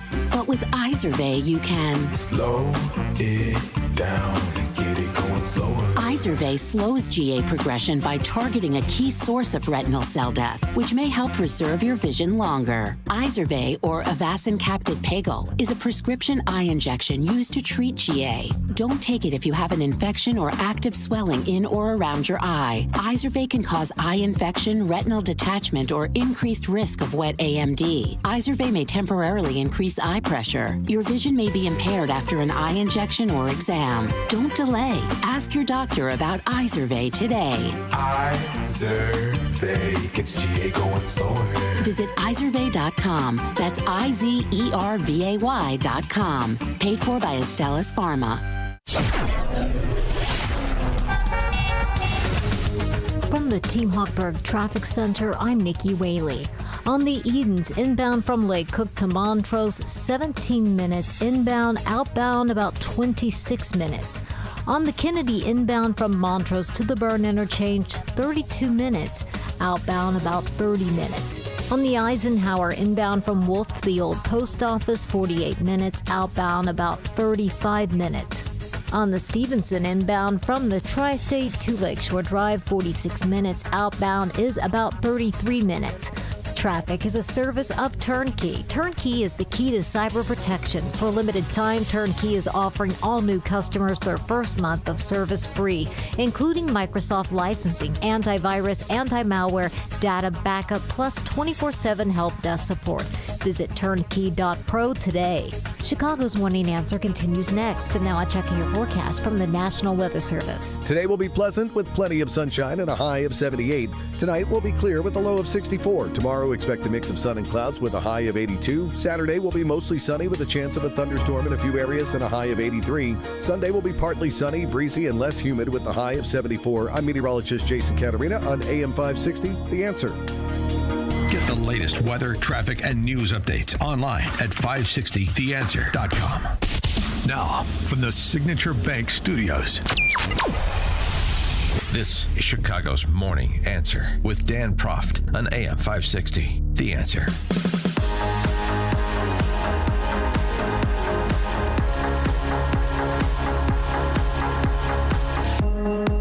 Top of the morning, Dan Proft here. One of the services I provide is to watch network affiliate newscasts so you don't have to be bothered. You're welcome. And I saw this story on CBS 2 Chicago about a new group that's been formed, called Locks and Loaded. Locks, L-O-X and Loaded. Here's a snippet. On this Saturday morning, Gail Pearlstein doesn't observe the Jewish Sabbath in the traditional sense, but she does lead a weekly ritual of a different kind. It's never been easy being Jewish, but it feels harder and harder. Locks and Loaded is a shooting club for people of the Jewish heritage and their allies. We are 100% inclusive.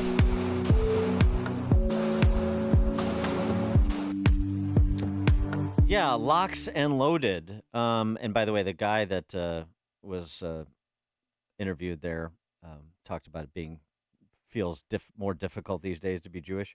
He had a T-shirt that read Mazel Tov. I love the plays on words. Mazel Tov, Locks and Loaded. We're pleased to be joined by Gail Pearlstein. You just heard her name. She is the COO of Locks and Loaded. Gail, thanks so much for joining us. Appreciate it. Hey, good morning. How you doing? Good morning. So tell us about the genesis of Locks and Loaded. Yeah, absolutely. Well, we're a shooting club and for people of the Jewish heritage and their allies. The chapters meet once a month. We have 15 locations nationwide as of now, but we do have 4 Chicago locations. So where do you guys shoot? Well, the new one we just opened up is the closest to Chicago at Maxon in Des Plaines. Oh, yeah. We shoot, yep. And that's obviously, in Chicago, you can't have any public gun ranges in the city limits. So this is the nicest one and the closest one that we could get. And they gave us space Wednesday nights. And then we shoot at North Shore Sports Club in Lake Forest, Caliber in Waukegan, and Article 2 in Lombard. Excellent. Now, Article 2 is a good spot, too. I'm not as familiar with the others. I mean, I know of them, but I just haven't shot there. But the basis for this, like how recent, how new is this club, and how is it, being received in terms of membership? Well, after October 7th, I really wanted. I'm a firearms instructor. I have my own company, Lucky Star Tactical, and I really wanted to. I was watching the news, and my heart breaks, and I wanted to do something special, not just for people of the Jewish heritage, but for everybody. I wanted a good space where people that have never seen a firearm before or had no interest, or people of the Jewish heritage can come and be in a really positive environment with certified instructors and learn once a month. Firearm shooting, you have to practice. Just because you buy a firearm doesn't mean you know what you're doing. And I wanted to create a club that meets once a month that could do that. Yeah, and how is it being received among the Jewish community? Fantastic. It's very tentative at first. People, you see it online. People are, what is this? We don't need this. Right. But when people actually call me and stop in, look at it, or have a conversation with me, they love it. They absolutely love it. We have some sponsors that are helping me pull this off, and the clients, the members, they leave with smiles. They meet new people, a little bit of networking. They made new friends, and they learned a skill, and they learned it safely. And and if people want to sponsor a Locks and Loaded club in Chicagoland, how do they do that? Yeah, you can sponsor. All you got to do is go to the website. It's locksandloaded.org. We have a sponsor page. You can fill it out, and if you're a company, we put your company right on there, right on our website. If you're just, anybody, we can put your name, or you can be silent. It's very easy process. And so, what is your message as a Jewish woman? I mean, Chicagoland, and and where the gun bans were, and these are a lot of the gun bans, like on the North Shore, prior to Supreme Court decisions, but there's still that attitude there. Are in the direction of gun bans and being afraid of guns, and then there's when a terrible event occurs, like the massacre at the Highland Park 4th of July parade a few years ago, then you get the immediate responses, we just need to ban more guns, or we need to impose more controls, and that's the way we're going to keep people safe. And your response to, your fellow tribesmen even on the North Shore is what? Yeah, I like how you put that. No, I like to have the conversation. Talking to me is very easy. Very, very easy. I like to calm people down, and I explain to them. I said, you have a constitutional right to defend yourself, period. You have a right. And then I let them know, listen, with the police response times right now, and I'm very pro-police, they're not going to get there for 10 minutes. The average time in the suburbs is 12 minutes. In the city limits of Chicago, you're looking at 30 to 45 minutes, depending where you're at, if they can get there in time. And we can't ask a threat to hold on, wait till the police gets there. I teach people that they're their own first responder, that if they're facing a threat, a life or death threat in this time with anti-Semitism up 900%, this is your first choice. You need to defend yourself, your family, and your friends. And I teach it in a very positive manner. I teach it in a very nice manner. Yeah, I mean, 100%. You know, it's the old saw that I carry a gun because a policeman's too heavy. I like that. You know, I mean, but even if the response time were 90 seconds, it could be too late. I mean, it's one of those things that's sort of an intellectual hurdle to get over, it seems to me, where, look, police and first responders are great, but ultimately, even if you don't want it to happen, you may be made responsible for your own self-protection. And if that were unfortunately to occur, don't you want to be as prepared as you can be? It's really simple as that, but some people just can't kind of clear that intellectual hurdle. No, I mean, if you ask anybody, a fight that involves violence, let's just say a gunfight, it's 5 to 6 seconds. It's not a montage in a movie. Right. It's not a 20. It's not movie. heat. Yeah, right. Running down the streets and right. Yes. Yeah, it's very quick, and even if you see that threat, even if you're you have tactical advantage, you might not be able to stop it.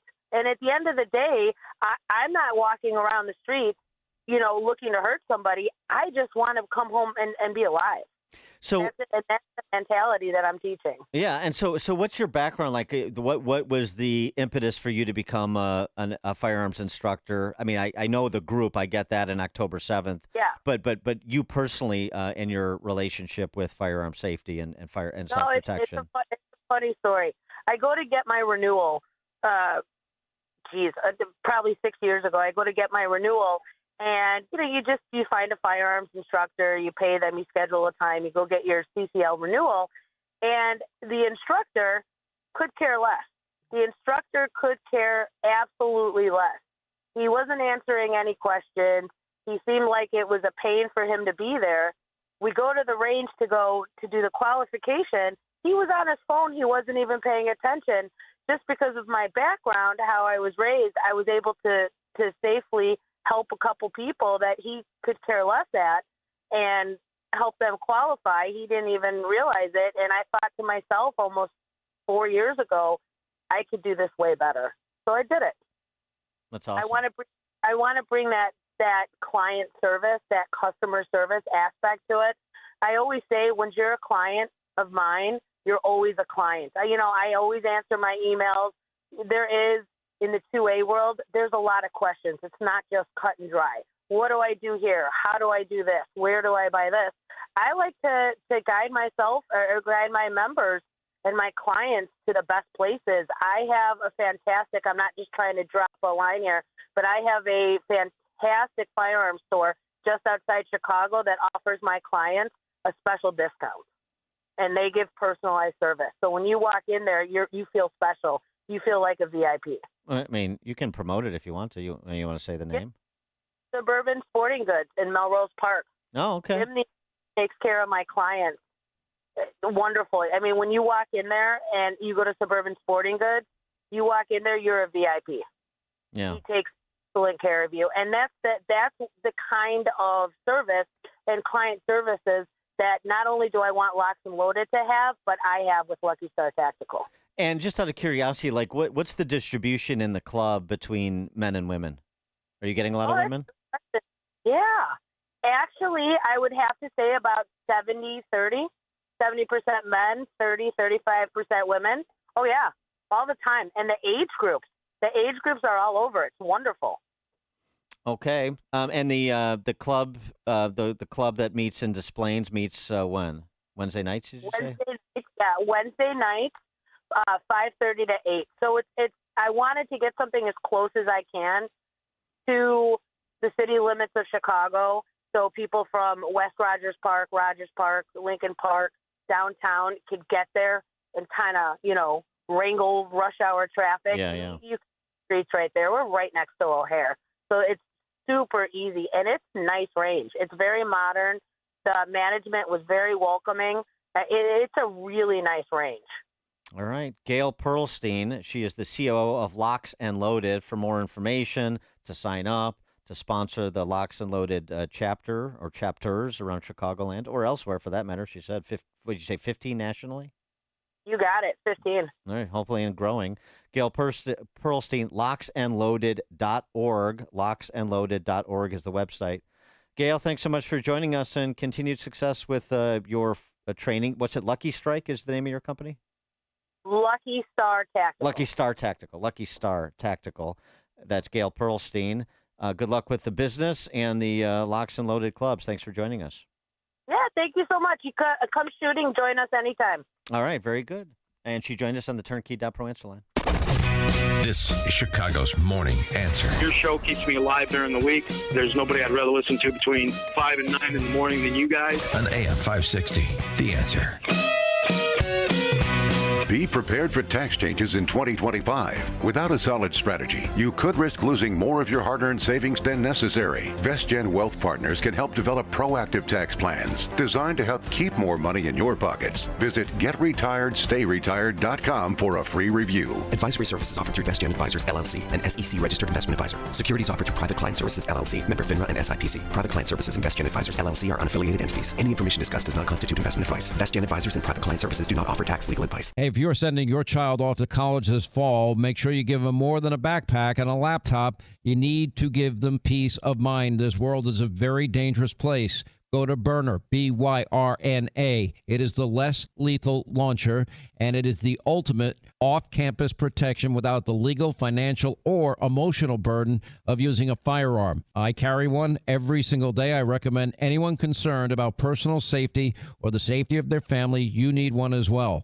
By the way, it's legal in all 50 states. They can ship it straight to your door. And don't forget, over 500 government agencies now are using this incredible technology because you can incapacitate any perpetrator for 30 to 40 minutes. Legal all 50 states, no background check required, and it fires those kinetic rounds. Just go to byrna.com, all hand assembled in Fort Wayne, Indiana. Visit byrna.com today and find the right launcher for your family. That's byrna.com. It's Dr. David Kolbaba. Hey, let me tell you about our age analysis assessment. It takes just a few seconds to scan for those advanced glycated end products that cause premature aging. And then we'll briefly go over your results and give you a few things for you to do to improve. And then we'll retest you in about 60 days. And you'll pay our special low price for your first assessment, and I'll pay for your second one. That's right. Your follow-up age analysis assessment is on me.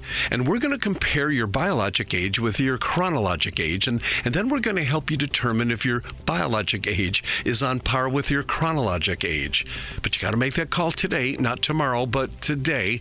It's our Health Quest radio hotline, 800-794-1855. That's 800-794-1855. Second assessment free if you make that call right now. 800-794-1855. It's Health Quest Radio with me, Dr. David Kolbaba, Saturday mornings at 11.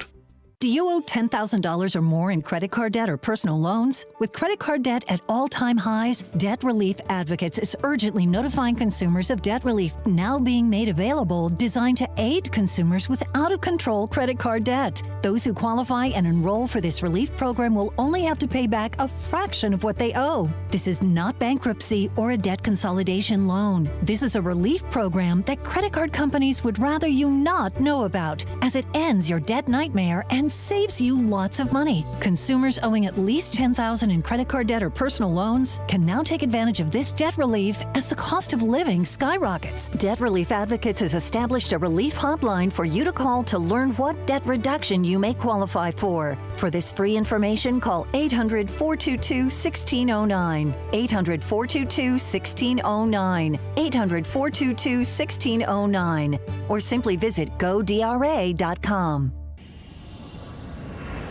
Don't miss Destination Retirement with Robert Kuhn every Sunday from 11 to 12. Robert has a different way of looking at retirement from most financial advisors and is happy to share his ideas with you every week. So don't miss what he has to say on AM 560 The Answer. Destination Retirement with Robert Kuhn, Sunday mornings from 11 to 12.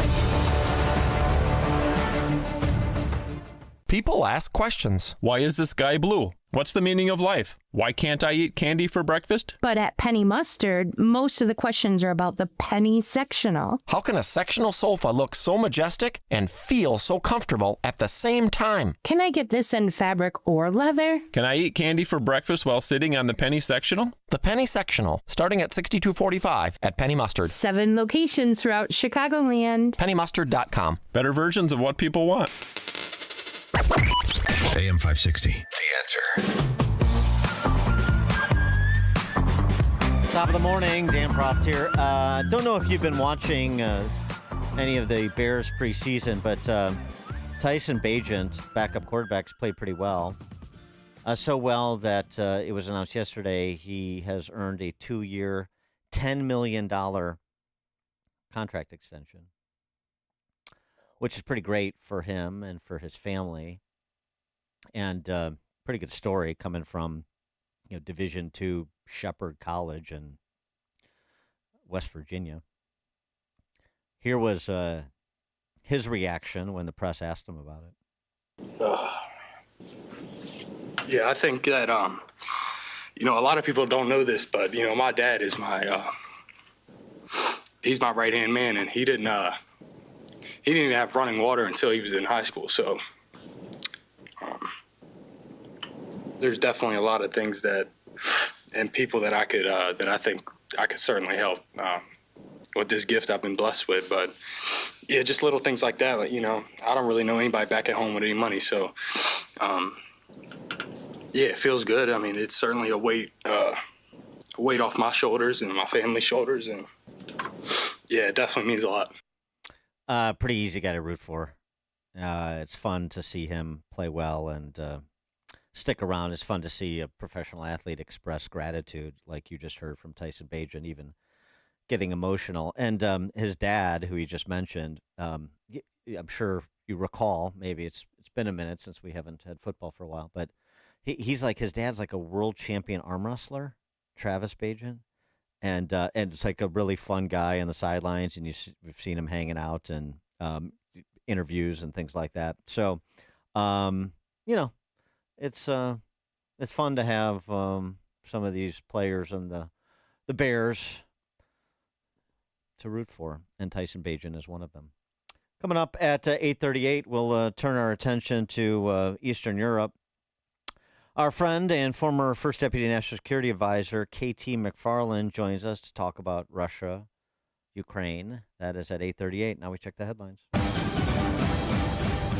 Good morning. It's 71 degrees in Chicago in the AM 560 The Answer newsroom. I'm Nikki Whaley. A class action lawsuit has been filed against Atlanta-based Delta Airlines and Chicago-based United Airlines by passengers who claimed the carrier sold them premium window seats without actual windows. The lawsuit alleges that some seats are next to air conditioning ducts and electrical systems, with the airlines failing to disclose this information, leading passengers to pay extra for seats beside a blank wall. The plaintiffs argue that the airlines misrepresented the seats they sold, despite resources like Seat Guru providing some seat details. I'm Liz Kennedy. The Director of National Intelligence, Tulsi Gabbard, is cutting around 40% of her staff. Gabbard announced a reorganization of her office on Wednesday, an initiative that was dubbed ODNI 2.0. The restructuring will reassign various roles and eliminate some altogether. The move aims to save $700 million per year. This comes after Gabbard revoked the security clearances of dozens of intelligence officials at the direction of President Trump. I'm Mark Mayfield. News is a service of Air Right Heating and Cooling, offering AM 560 listeners $56 off of any service, including inspections. Don't wait for a heat wave for that old air conditioner to break down. Visit Air Right Heating and Cooling today at AIR-RITE.com. Again, that's AIR-RITE.com. A check of the roads coming up in 2 minutes on AM 560 The Answer. Join John Anthony, host of Black and Right, for a cruise on Lake Michigan, Saturday, September 6th. Come aboard the luxury yacht Free Spirit for a fun afternoon with fellow AM 560 listeners. Enjoy great food and beverages and be a part of the live broadcast of Black and Right with John Anthony. Tickets are on sale now at 560theanswer.com/cruise. That's 560theanswer.com/cruise.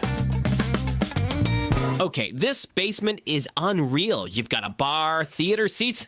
What is this place? This is my escape. Forever Remodeling custom designed the whole thing. Not 1 square foot is wasted. Man, mine still has a treadmill and a folding table. Their designers asked a ton of questions. I wanted the ultimate game day setup. They delivered. Bar, big screen, sound that shakes the walls. Visit Forever Remodeling today at foreverremodeling.com. That's the number 4, everremodeling.com. And tell them AM 560 sent you. Will your current financial plan weather any storm? It's crucial to have a strategy that can endure and grow. Bestgen Wealth Partners can help you survive and thrive in retirement. Don't leave your financial future to chance. Visit GetRetiredStayRetired.com. Advisory services offered through Bestgen Advisors, LLC, an SEC registered investment advisor. Securities offered through Private Client Services, LLC, member FINRA and SIPC. Private Client Services and Bestgen Advisors, LLC are unaffiliated entities. Any information discussed does not constitute investment advice. Bestgen Advisors and Private Client Services do not offer tax legal advice. Hey, if you're sending your child off to college this fall, make sure you give them more than a backpack and a laptop. You need to give them peace of mind. This world is a very dangerous place. Go to Byrna, B-Y-R-N-A. It is the less lethal launcher, and it is the ultimate off-campus protection without the legal, financial, or emotional burden of using a firearm. I carry one every single day. I recommend anyone concerned about personal safety or the safety of their family, you need one as well. By the way, it's legal in all 50 states. They can ship it straight to your door. And don't forget, over 500 government agencies now are using this incredible technology because you can incapacitate any perpetrator for 30 to 40 minutes. Legal all 50 states, no background check required, and it fires those kinetic rounds. Just go to byrna.com, all hand assembled in Fort Wayne, Indiana. Visit Byrna, byrna.com today and find the right launcher for your family. That's byrna.com.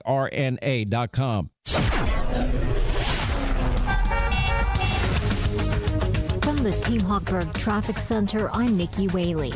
On the Edens, inbound from Lake Cook to Montrose, 17 minutes. Inbound, outbound, about 26 minutes. On the Kennedy, inbound from Montrose to the Burn Interchange, 32 minutes. Outbound, about 30 minutes.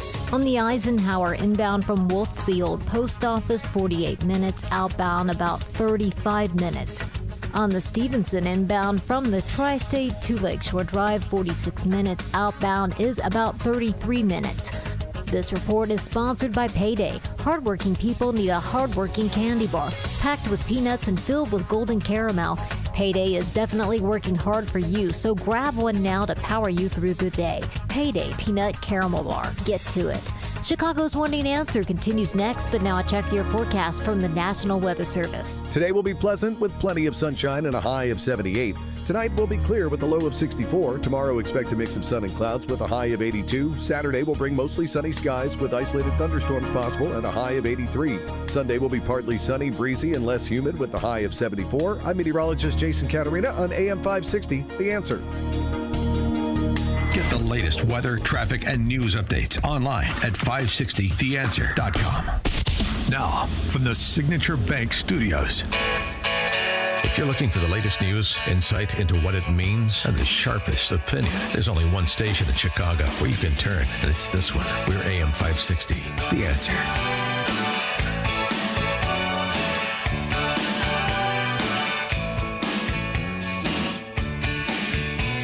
Top of the morning, Dan Proft here, and Meet the Press host Kristen Welker, who is just very limited. She teased an interview she did with French President Emmanuel Macron that will play, I guess, in its entirety this weekend. Yeah, something to look forward to. On GMA, or whatever the NBC version of that is. I don't know. Today Show, I guess. Who cares? Interchangeable. Here's what Macron had to say to Welker a couple of days removed from the big powwow at the White House on the prospects for peace in the Eastern European theater. If he considers he can get a deal done, this is a great news. When I look at the situation and the facts, I don't see President Putin really willing to get peace now. And President Macron had a stern warning. I'll read it to you. He said, quote, "The day we start accepting the recognition of territories being taken by force, this is just the end of international order." Ooh, a stern warning from Macron. I know Welker was impressed by that. I could tell by the manner in which he relayed that important message from Macron. I guess it would be a little bit more compelling if we didn't know, and Putin didn't obviously know, that France imports about 400 million euros worth of liquefied natural gas from Russia and continues to do so. Then some of that is then repurposed to Germany, much more than they're providing in terms of aid to Ukraine. So, boy, he's skeptical of peace in Eastern Europe, and any sort of land swap, that's a dangerous precedent to set. Well, you pardon me, sir, but who let the situation get to this point, and who is still in bed with the enemy? At least we're to believe. So you can understand why Putin treats Western Europe with the respect it deserves.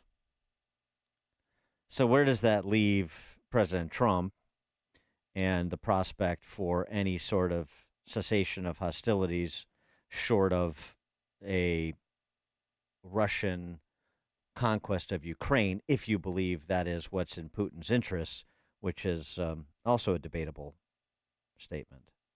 Katie McFarland joins us to discuss. She's former First Deputy National Security Advisor to President Trump.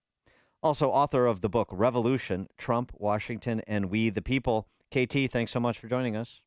It's a pleasure. And I am so glad that you pointed out that the Europeans, who on one hand are outraged that Russia's doing everything that Russia's doing, and at the same time are making it possible for Russia to do what it's doing. Nothing like financing both sides of the fight. And right. it's the hypocrisy is just so overwhelming. How can they say this with a straight face? That, oh, well, we can't allow this, we can't allow that, when in fact they're the ones that are paying for it to happen. Yeah, I mean, you listen to these guys and then you watch what they do and you're almost like, why does Putin even care if Ukraine joins NATO? Because outside of America, what is NATO? These guys. Yeah, and so just spare me their moral outrage and high principles. And I think that's one of the things President Trump has been talking to the Europeans about in private when they came to Washington. And I think it's part of the continuing conversation, which is, okay, guys, stop enabling Russia to fight this war. Stop buying Russian oil and gas. Frankly, we have a better alternative, buy American. And then secondly, if you're talking about security guarantees and we can't allow this, we can't allow that, what are you prepared to do? I mean, show me the money. Show me your ability to contribute to some kind of security guarantee to Ukraine, because you can't just expect the United States to do all the heavy lifting while, in fact, you're aiding and abetting the enemy. Well, right. And it also undermines this idea that secondary sanctions will somehow punish Putin severely enough that he comes to the negotiating table in good faith. Well, we can impose secondary sanctions to try to further cripple the Russian economy, but then we have our erstwhile NATO allies propping it up. Well, secondary sanctions would affect them.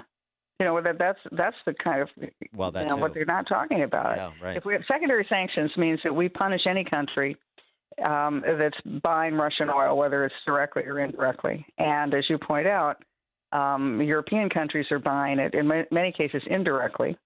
They're buying it, say, India buys the oil and gas, and then it kind of paints the side of the container and then sells it on to the European countries. And so the sanctions that they're talking about would affect the punishment that President Trump has talked about with India. Well, that would actually technically apply to the European countries as well. Right. So then we have to play whack-a-mole with all our allies on top of everything else, on top of trying to deal with Putin. So, I mean, what is your perspective then on the chances for some sort of deal to come here, and what sort of timeline is realistic before Putin breaks the stalemate in Eastern Europe, if that is indeed his intention? In Eastern Ukraine, I should say. Yeah. Look, there's just so many moving parts. I mean, Putin wants to delay any negotiations or any ceasefire because he thinks he's making progress, that he thinks that he is winning the war slowly, grindingly, a half a mile at a time, but he is winning the war. And he can keep fighting the war as long as our allies and other people are propping up his economy by buying his oil and gas. So for Putin, delay is what he wants. For China, delay is what they want, too. They want this war to go forever because then everybody's focused on Ukraine and Europe and Russia. Nobody's focused on what China's up to. As far as Ukraine, President Trump said it from the very beginning. You don't have the cards. I have all the cards. So I think that I am optimistic that President Trump will, in the end, find a deal. But there are going to be so many more, pivots and improvisation President Trump will have to do to sort of nudge both sides to an agreement. I keep thinking back to when I worked for Henry Kissinger in the early 1970s. There was something called shuttle diplomacy. So Henry went to the Middle East, and it was after the Arab-Israeli War of 1973. And Kissinger stayed in the Middle East for a month, and he had an airplane, and he would be in Israel in the morning to get their position, and then he would fly to Egypt to get their position, and then he would, come back to Israel, get their position, and then he would go to Jordan and then to Syria.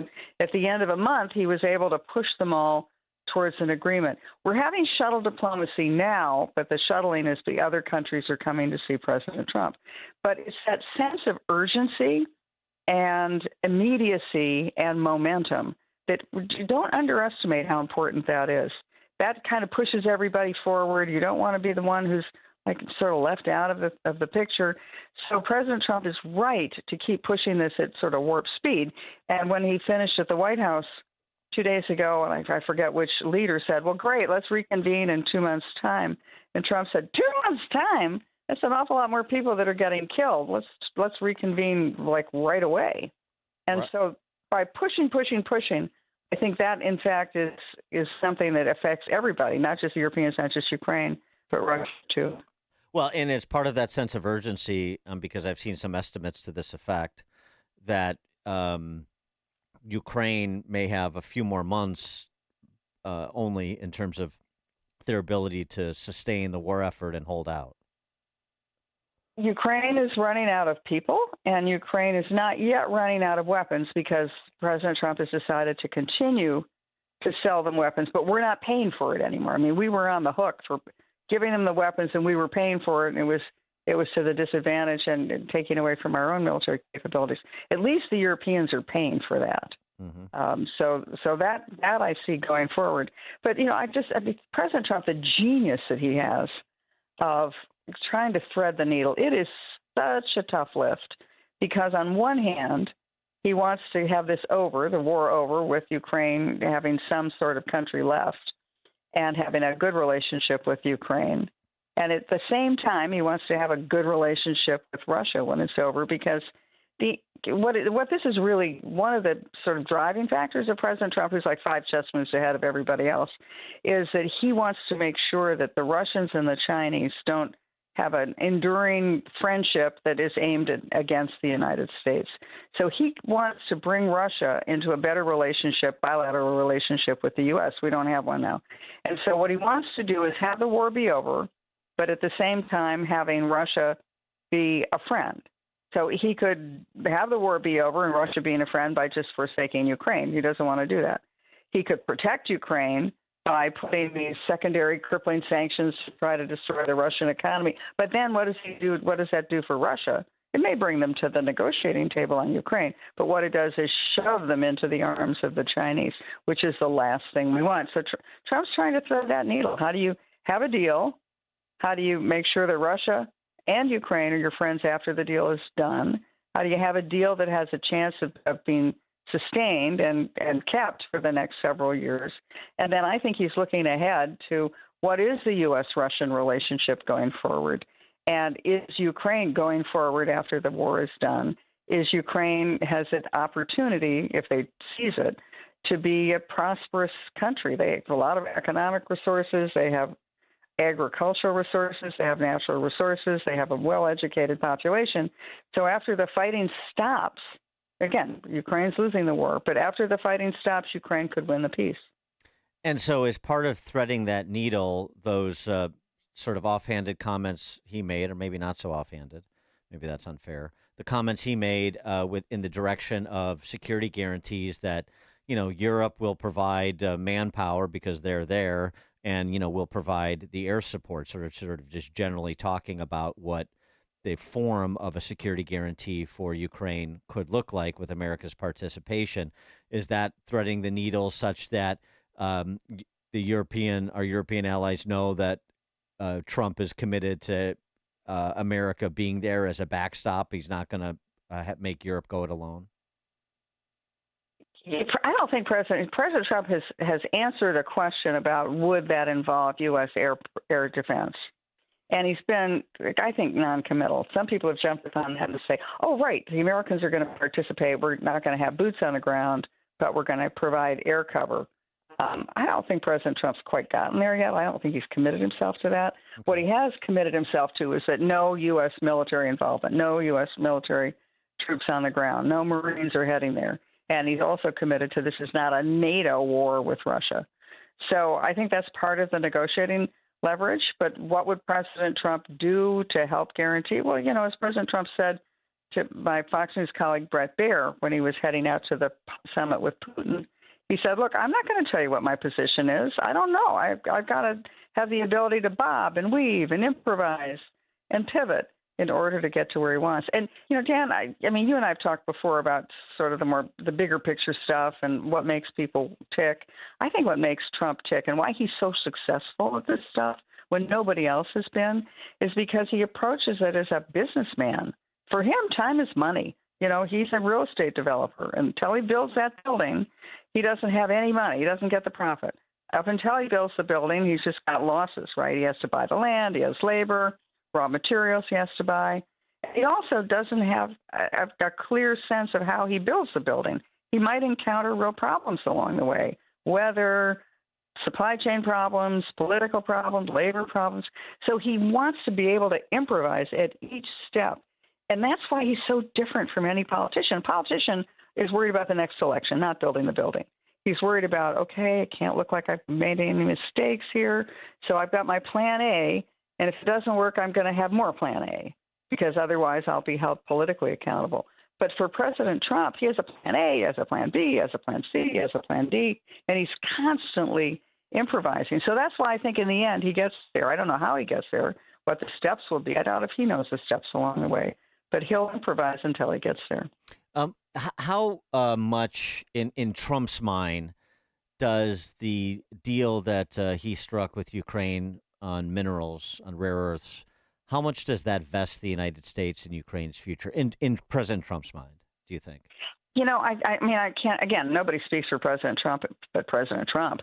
But I think the Vice President, Secretary of State have all said, look, that's an implicit security guarantee. Yeah, right. This is an economic guarantee. If we are tying our economic future to Ukraine for something as important as rare earth minerals, which are essential to our national defense, they're essential to our economy. If we're doing that, that's an implicit guarantee. And it's also, I think, an implicit threat to the Russians. If they think, oh, well, we're going to move on Kyiv in 3 years' time when Trump is out of office, wait a minute. If you have American-Ukraine joint development of their rare earth minerals, so you have American engineers and miners and project managers, and you have thousands of Americans there, do you really think the Russians are going to push their tanks and kill all those Americans on their way to Kyiv? So I think it's a real deterrent to the Russians. The last question before I let you go. You're a Cold War warrior, like a lot of those still populating conservative circles in D.C. But there does seem to be a debate that is going on really since the beginning of this war, since Putin invaded, which is, what is his realistic end game? I mean, don't tell me about his sort of philosophical godfather and his dreams of his revanchist dreams of reconstituting the old Soviet Union. Tell me what you really think he thinks he can get done, and how far that he can take this. I mean, is it really that if Ukraine falls, he's into the Baltics, he's into Poland, he's into Romania, and he just goes until somebody stops him, like 20th century expansionist dictators of yore. I mean, is it really he wants this eastern part of Ukraine, and he wants security on that perimeter for Russia, so no NATO involvement there, and that will settle him for the foreseeable future. He wants what he can get. He'll then take whatever he can get. So that's why, if you look at the Cold War example of President Reagan, how did we defeat the Soviet Union? We bankrupted them. Yeah. They didn't have any money. So how do you defeat Vladimir Putin in the end? You bankrupt him. You make sure that he doesn't have oil revenues, coming from France, or natural gas revenues coming from Germany. He doesn't have the money to pay for that. And I guess I would look at it in another way. He wants to reconstitute the Soviet Empire. Yeah, he wants his mitts on the Ukraine territory. Yeah, he probably would like access and possession of some of the rare earth minerals, or the resource-rich part of eastern Ukraine. But there's also got to be in his head. Remember, he believes in communism. He's a Russian patriot. And so if he thinks, wait a minute, if Ukraine could succeed in democracy and a strong economy like Poland has, like Germany has, like the Czech Republic, whoa, don't you think that would be a threat to Russia? That if our Russians who are not in a prosperous position, let's say after the fighting stops, do the Russians look and say, well, wait, if it can happen in Budapest, it can happen in Moscow. If it couldn't happen in Kyiv, it could happen in Moscow. So I think part of it is that he does not want them to succeed because it would be a threat to his own beliefs and obviously his own presidency. KT McFarland, former first deputy national security advisor to President Trump, author of Revolution, Trump, Washington, and We the People. KT, thank you as always. Appreciate it. It's a pleasure. Thank you. Thank you. And KT joined us on the Turnkey.pro answer line. Before you see it on TV, share it on Facebook, or read about it in the paper. Hear it here first. This is Chicago's Morning Answer on AM 560. The Answer. People ask us all the time, when's the best time to replace an old air conditioner? Simple. Before it breaks. Because when it does, you know it'll be the hottest day of the year, and suddenly you're scrambling like hundreds of others to get help during a heat wave. At Air Right Heating and Cooling, we've seen it all. We know there's never a good time to be without AC, especially in Chicagoland, where the humidity can make 80 degrees feel like 100. At Air Right, our experienced technicians don't just work fast, they'll do it right. Browse through our more than 1,500 5-star Google reviews to see what our loyal customers love most about us. If it's been a while since your system was inspected, don't wait for a heat wave before having it checked out. And right now, AM 560 listeners receive $56 off any service. Visit Air Right Heating and Cooling today at AIR-RITE.com. Again, that's AIR-RITE.com. Air Right, doing it right since 1959. Welcome back to Ask Hassleus. I believe in aliens, ghosts, and UFOs, but I don't believe Hassleus Mattress is employee-free. It's true. Give our mattresses a try with no pushy sales guy. Do these mattresses come from Area 51? We're talking big names like Sealy Posturepedic and Beautyrest. Who's supporting you? The Illuminati? If you need support, through Monday, get a free adjustable base with any new mattress. That's what the lizard people told you to say. Find an employee-free showroom near you at Hassleus.com. Exclusive interviews, bold commentary, and behind-the-scenes insights into stories that the mainstream media won't cover. It's the Unshaken and Unafraid podcast with Joe Pags on the Salem Podcast Network. You guys know better than anybody that you just can't compete on an equal level playing field with somebody of the opposite gender. It's just not fair. That's a fact. Subscribe today on Apple, Spotify, YouTube, Rumble, or at SalemPodcastNetwork.com. Signature Bank is Chicago's fastest growing independently owned business bank, a bank where relationships still matter. I'm Dan Proft, and I know this because Signature Bank is my business bank. Hey all, Jim Carr here. I am the owner of Car Machine and Tool in Elk Grove Village and loyal customer of Signature Bank. As a second generation owner, I knew I had to shift from operating as an old school machine shop to what I can proudly say is now one of the fastest growing aerospace manufacturing facilities in the region. Signature Bank was there every step of the way through our expansion efforts, including financing our new state-of-the-art facility. Their valuable industry expertise and constant communication throughout the construction process made our vision possible. Many thanks to Signature Bank for supporting Car Machine and Tool. You set the bar high for other banks. Signature Bank helps local businesses succeed. Want to learn how Signature Bank can help turn your business vision into reality? Visit signaturebank.bank. Member FDIC, Equal Housing Lender. AM 560, The Answer. Top of the morning, Dan Proft here. So the Bam Bam story has a happy ending, but I mean, honestly, what is wrong with people? Talking about the story of Angel Santiago, who is blind, suffers from glaucoma, Logan Square resident, and his 14-year-old service dog, a dachshund named Bam Bam. Well, this is what happened. Santiago says in the early morning hours, 2 males entered his backyard near Monticello and Fullerton, right in Logan Square on June 5th. Bam Bam was outside after making a potty run. Santiago is legally blind due to glaucoma and struggling with type 2 diabetes. He heard the commotion and tried to stop them. He held on as tight as he could to one person. He says they sounded like a teenager, but he couldn't hold on for long. He heard Bam Bam barking in distress, and the bark began to fade away. Since then, Santiago walks 7 miles a day searching for the dog and handing out flyers. Volunteers have also helped to pass them out. So far, Santiago has only received fake tips and scam calls. Bam Bam means the world to me, and I feel my body draining away. I can only do so much.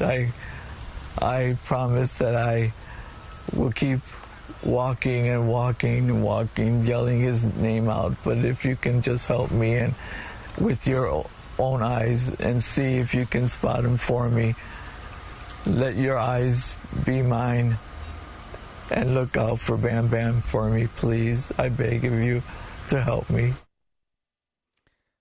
Well, the good news is that some neighbors, some decent people, helped Angel Santiago. They papered the neighborhood with missing signs. A GoFundMe raised more than $10,000. People were organizing searches. This went on for 2 months. He's been missing for 2 months.